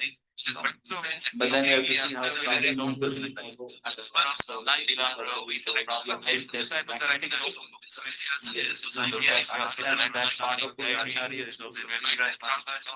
Say that again. Say that again. Otherwise, we could, if we just stick to this, then we could get into a fanatic zone. But then we have to see how Prabhupada put this in practice.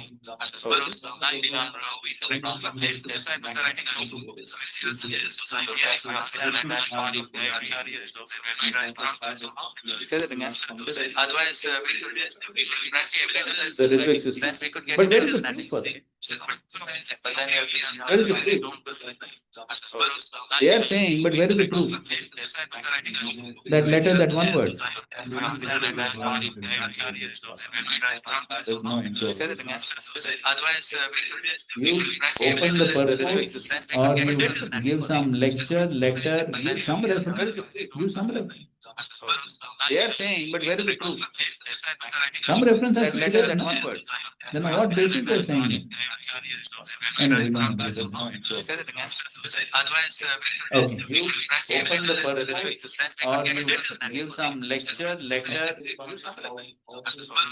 are saying, but where is the proof? some reference has to be there, that one word. Then on what basis they are saying it? Anyway, no, there's no proof. Say that again. Yes. Otherwise, Okay, that's a good question. So therefore, living acharya. some lecture, they are saying, but where is That's the point.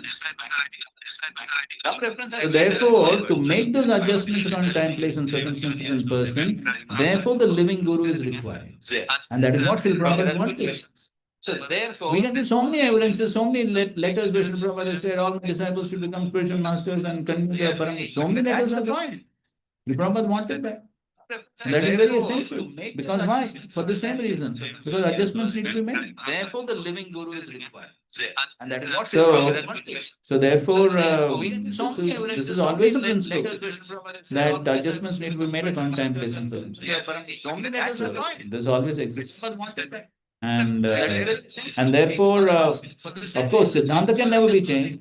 Siddhanta can never be changed, principles can never be changed, but some adjustments in the details is always. Therefore, And that the expert devotees, they can make. that adjustments need to be made. Which is rather than saying, yeah. This always exists. And therefore, of course, Siddhanta can never be changed.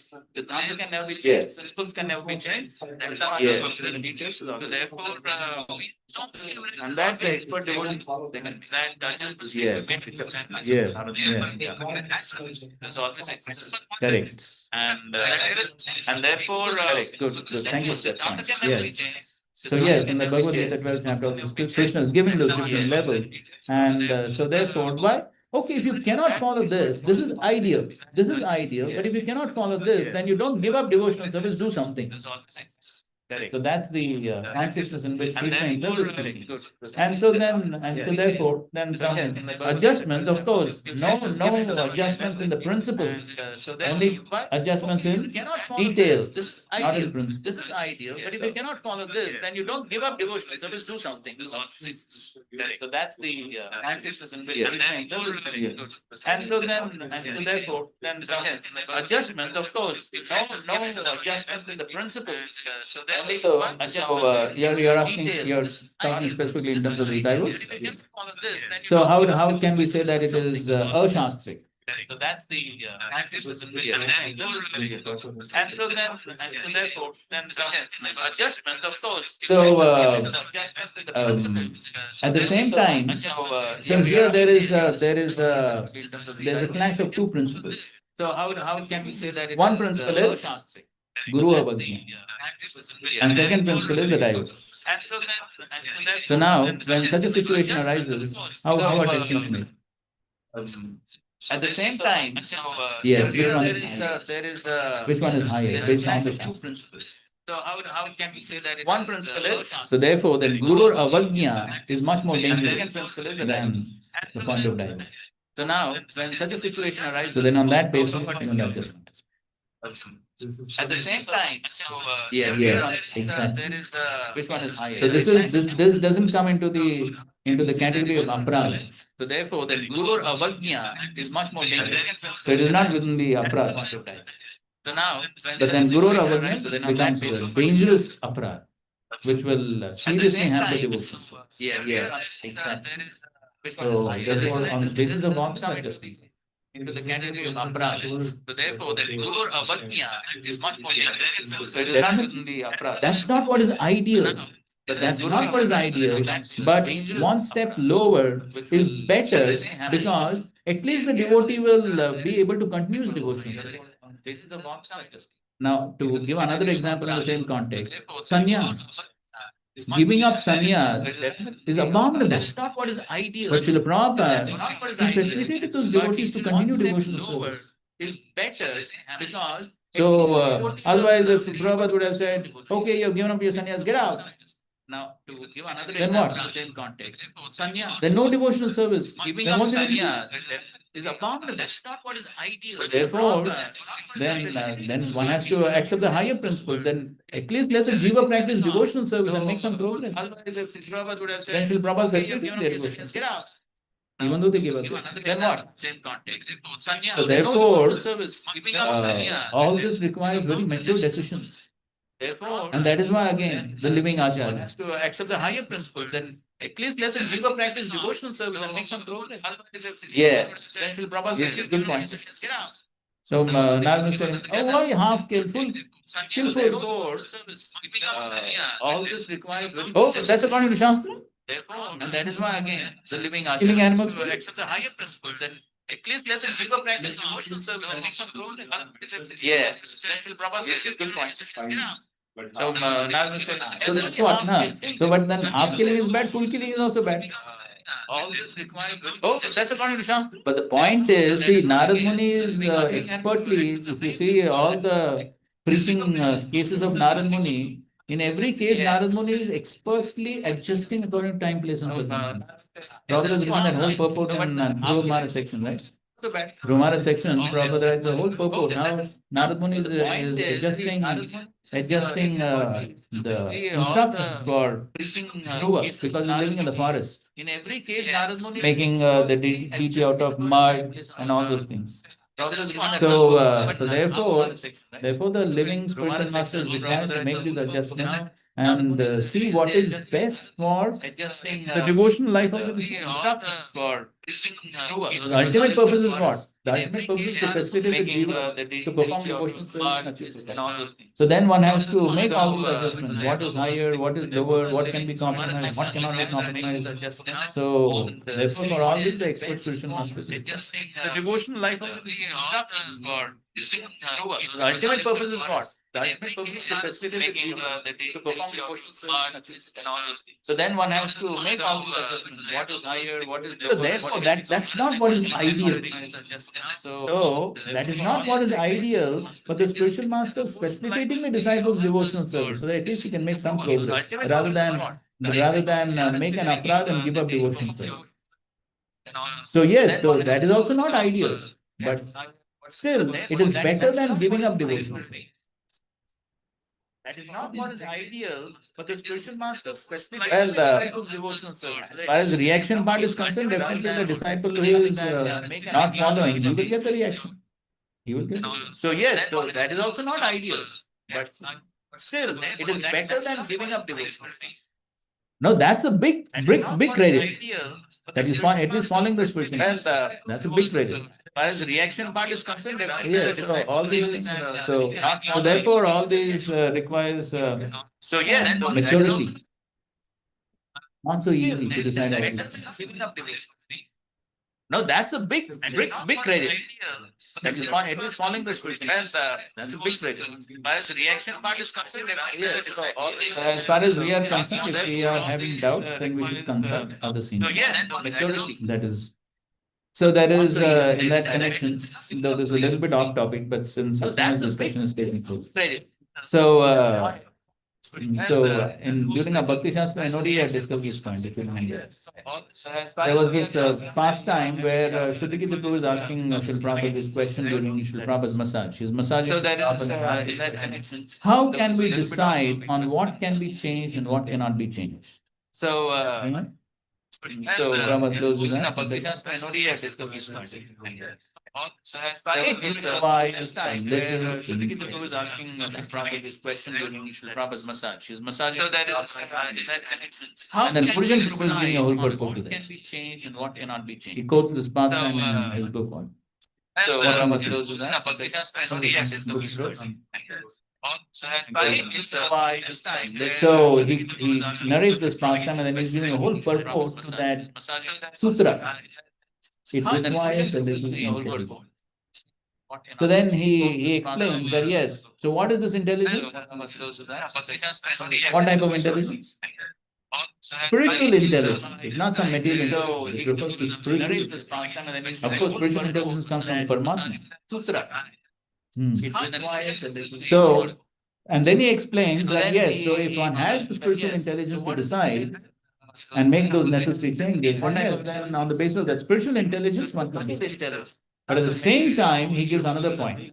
And the other point is that, but a Vaishnava will never think that I have the required spiritual intelligence to decide. And then he explains that yes, so if one has And therefore, he says, in all cases, if one wants to make any adjustment, any changes, the best policy is always consult. Another point is Consult that other Vaishnavas will never think that I have the required spiritual intelligence. Because And then he explains that yes, we cannot consider ourselves to be on such an elevated platform as he Srila says Prabhupada. in all cases, if one And therefore, wants to Srila make any Prabhupada also didn't appoint changes, one Acharya.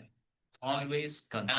And therefore, as far as the situation after Srila Prabhupada, then Srila Prabhupada wanted combined decisions made by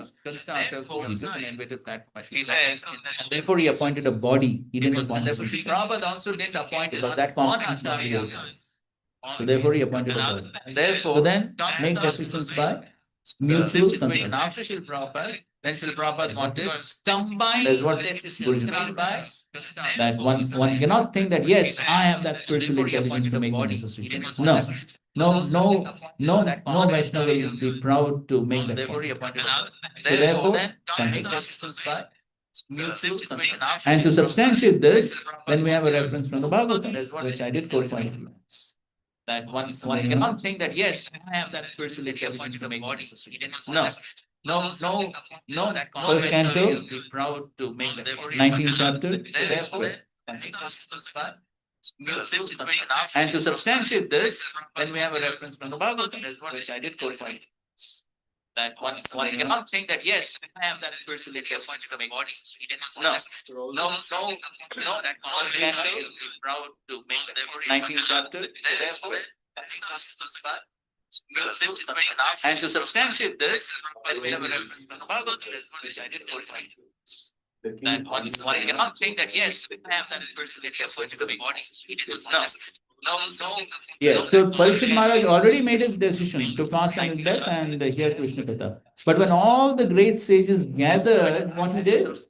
He confirmed his decision with all of them. Even somebody at the level of Parikshit Maharaj, he took advantage of the association of great sages and he confirmed his decision with all of them. So And giving that important statement at the end of the book. Any decision, but however great important. sages gathered, what he did?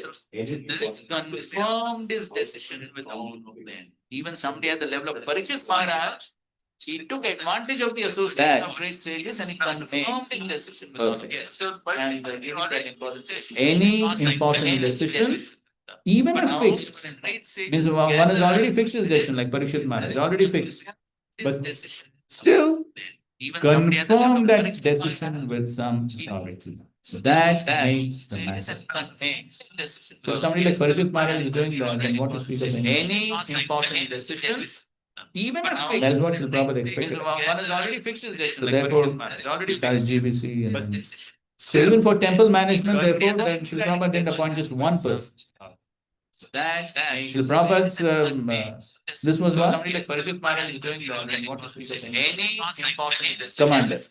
Yes, so we appointed 3-4 people for temple management, not just one. So some mutual consultation should always be there.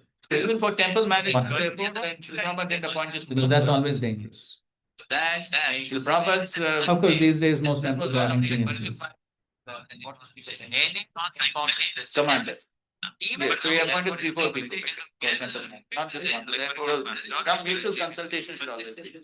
Even for temple management, Prabhupada didn't appoint just because that's always dangerous. That's the Prabhupada's. Of course, so see, one can answer instantly some philosophical question, but when it comes to making practical decisions on important matters, so then there is no question of impromptu decisions or what's the name? That's always dangerous. That's the Prabhupada's. On the spot, one makes One can answer decisions, instantly some philosophical question. hasty decisions or on the spot decisions. There's another word I forgot. So then, Anyways, there's so no but question when of, it comes to decisions on very important matters, there's no question of on the spot decisions. So one should ask for time. That's always dangerous. There's no question. We're dealing with people's lives. Prabhupada's. We don't answer on the spot decisions. One can answer So instantly some we can always say, I'll get back to you. on the spot decisions. Philosophical questions we can try. Anyways, So, but with philosophical questions also, if one doesn't know properly, then one can always say, I'll get back to you. on the spot decisions. So one should ask for time. That's always dangerous. Okay, let's continue.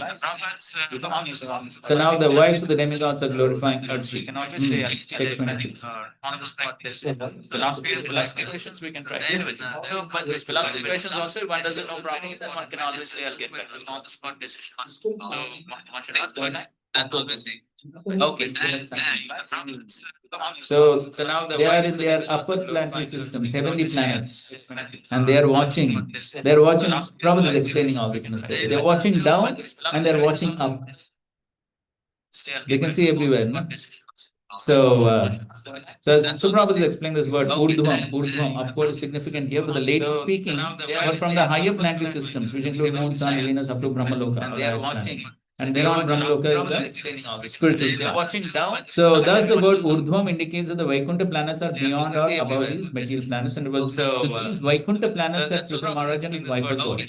This also indicates that when Prithu Maharaj and his wife Harchi abandoned their material bodies in the material fire, they immediately developed their spiritual bodies and entered into spiritual airplanes which will penetrate the material elements and reach the spiritual star. And then Prabhupada never leaves a chance to defeat impersonalism. And even here, Prabhupada is taking that chance.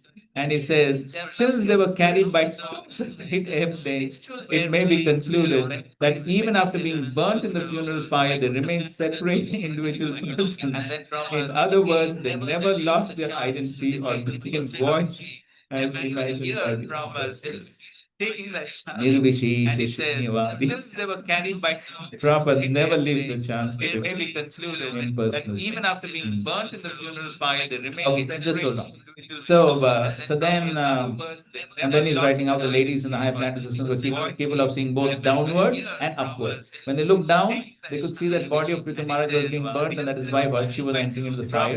And when they looked upward, they could see that they were being carried into airplanes to the Vaikuntha planets. All of this is possible simply by durvibhavyena karmana, inconceivable activity. Prithu Maharaj was a pure devotee, and his wife Queen Archie simply followed her husband. So here you can see Prabhupada writing. He was pure devotee and she followed. Thus they can both be considered pure devotees. Because these pure devotees following. So then obviously we also become pure.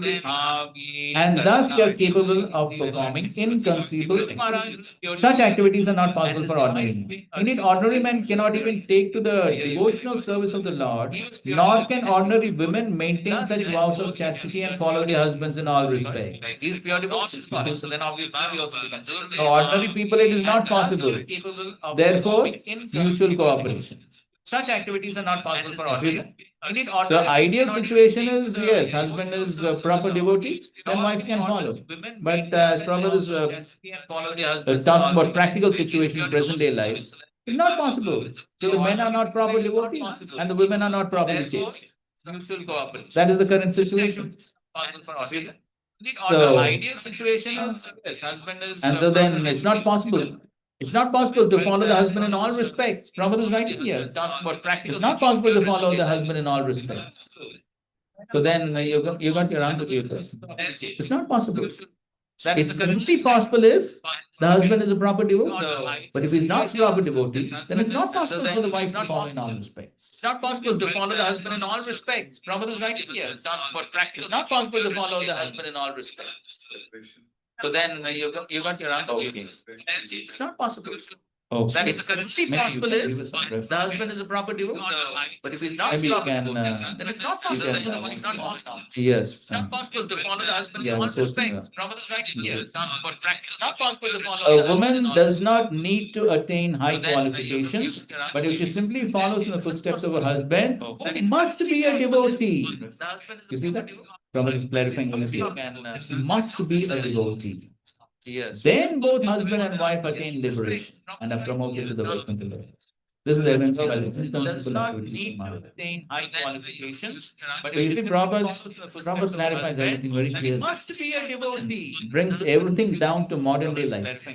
This is the beauty and the glory of Srila Prabhupada's purpose. Then both therefore, it's very important for us to read Prabhupada's purpose very carefully. If one does not read carefully, then you see all these small things will be missed out. But when Prabhupada has taken so much trouble to write everything down to modern day life. This is the beauty and the okay, now the wives of the demigods are glorifying the human life. One does not read carefully. Let's you see all these small things will be Tesham durapam kim tvanyam martyanam bhagavat padam bhubi lola yasho ye vai neshkaryam sadhayantyuta. Glorifying it's very important the human life. One does not read carefully. Let's you see all these small things will be Tesham durapam kim tvanyam martyanam bhagavat padam bhubi lola yasho ye vai neshkaryam sadhayantyuta. Yes, so this is the glory of the human form of life, even though it is not, but then one can actually go on the path of liberation. So Prabhupada is glorifying about human life and taking the devotional service in the human life. In the second paragraph, Prabhupada is talking about this Neshkaryam, which means common knowledge. Generally, the process of jnana, yoga, and karma are executed life after life before one gets a chance to render pure devotional service to the Lord. This chance is given by the grace of a pure devotee, and it is in this way only that one can actually attain liberation. In the context of this narration, the wives of the demigods repented because, although they are the opportunity of birth in a higher planetary system, a lifetime spanning millions of years and all material comforts, they are not as fortunate as Prithu Maharaj's wives who are actually surpassing. In this way only. So they are still there, caught up in the heavenly planets, and these people repented. And of course, this we will read again in the fifth canto also. In the fifth canto also, they first glorify birth as a human being on the earth planet. Okay, and then Prabhupada is talking about Punya Punya Madhulakam Vishanti. Even one promoted to the impersonal Brahmajyoti. Again, Prabhupada is highlighting this point. Even if one is promoted to the impersonal Brahmajyoti, he runs every chance of falling down into this material world. It is possible to fall down from the Brahmajyoti, which is beyond the high planetary systems in this material world. And one can be said of ordinary yogis and karmis who can only be elevated to the higher material planes. Thus, the wives of the denizens of the higher planetary systems do not. Even if one is promoted to the impersonal Brahmajyoti, he runs every chance of falling down. It is possible to fall down from the Brahmajyoti, which is beyond the high planetary systems of this material world. And one can be said of ordinary yogis and karmis who can only be elevated to the higher material planes. Thus, the wives of the denizens of the higher planetary systems do not. Even if one is promoted to the impersonal Brahmajyoti, he runs every chance of falling down. It is possible to fall down from the Brahmajyoti, which is beyond the high. If one does not take to devotional service, then he is envious of his own self. It's like Atmaha. Here the word used is Atmadruk. Atmadruk, envious of himself. So Prabhupada is talking about the karmis, jnanis, yogis. Does not take devotional service. And then he's glorifying the human form of life, quoting the 11th canto, 20th chapter, 17th verse.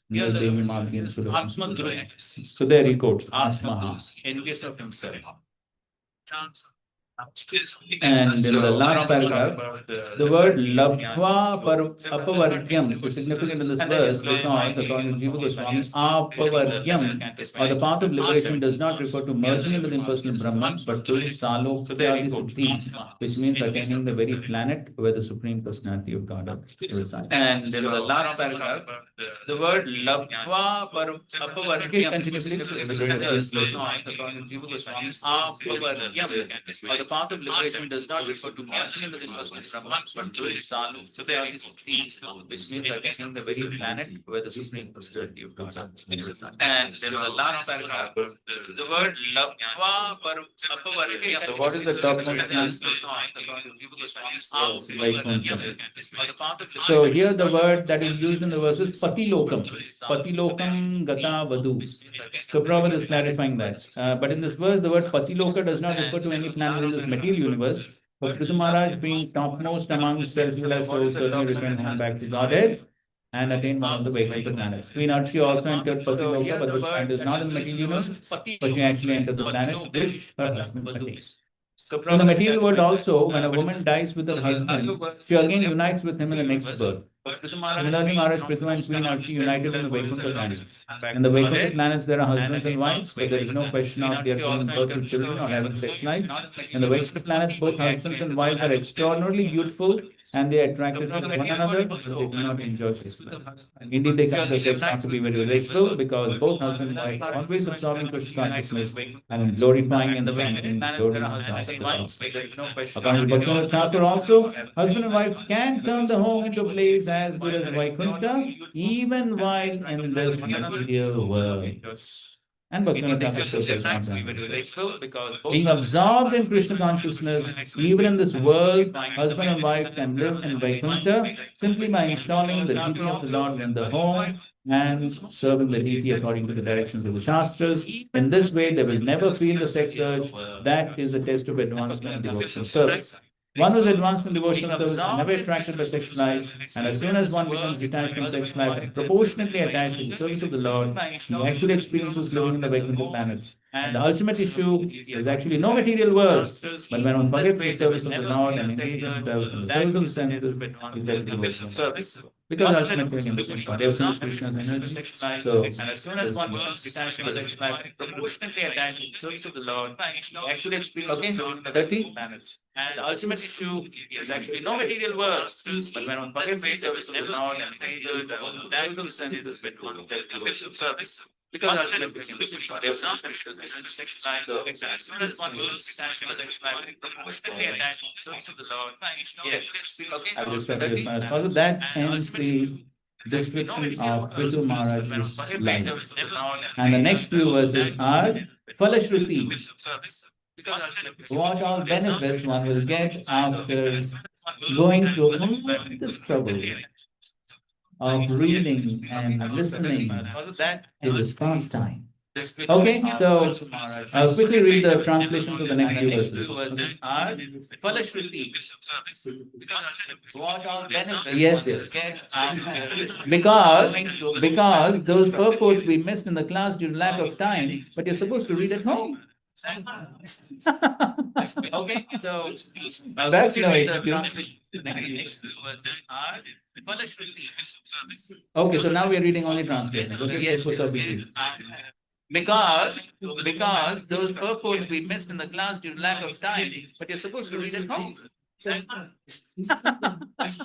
so those three things are there: reads, hears, or helps others to hear. Of course, if one helps others to hear, one has to hear himself. Okay, so now we are reading only translations. Okay, yes, okay. Because those purports we missed in the class due to lack of time, but you're supposed to read at home. Okay, so those three things are there: reads, hears, or helps others to hear. Of course, if one helps others to hear, one has to hear it. Okay, so now we are reading only translation. Okay, yes, okay. Because those purports we missed in the class due to lack of time, but you're supposed to read at home. Read, hears, or helps others to hear. Of course, if one helps others to hear, one has to hear it. Okay, so now we are reading only translation. Yes, okay. Also, the point here is that even a Shudra can become topmost. Others definitely have a chance to become a devotee, but even somebody as low as a Shudra can become a devotee. That is the mood in which the verse is being spoken. And therefore, Srila Prabhupada, okay, it's not here. Somebody. He quotes Vaibhav statement. Also, the point here is that even a Shudra can become topmost. Others definitely have a chance to become a devotee, but even somebody as low as a Shudra can become a devotee. That is the mood in which the verse is being spoken. And therefore, Srila Prabhupada, okay, he quotes Vaibhav. Okay, so here the principle is what? Akama sarva kamava moksha kamava. That's the principle in which these verses are being spoken. So if one practices devotional service with some material motive, one will get that. Continue.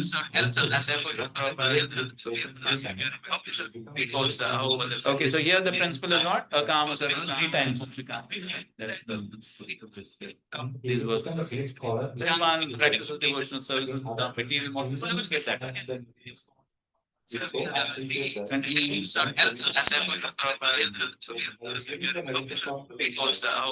so here the principle is not Akama sarva 3 times. These verses are saying devotional service with material motive. Okay,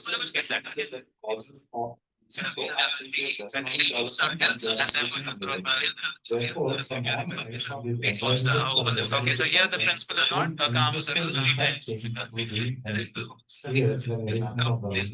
These verses are saying devotional service with material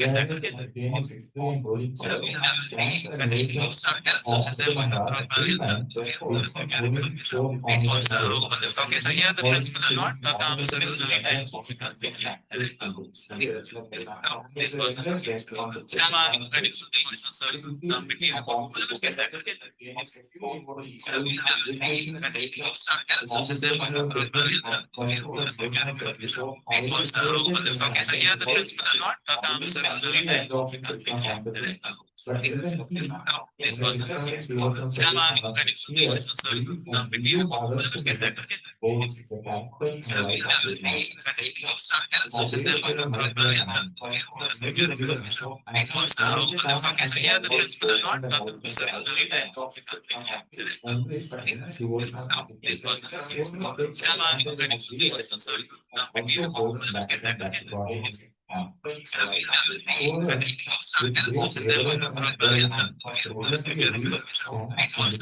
Okay, so here the principle is not Akama sarva 3 times.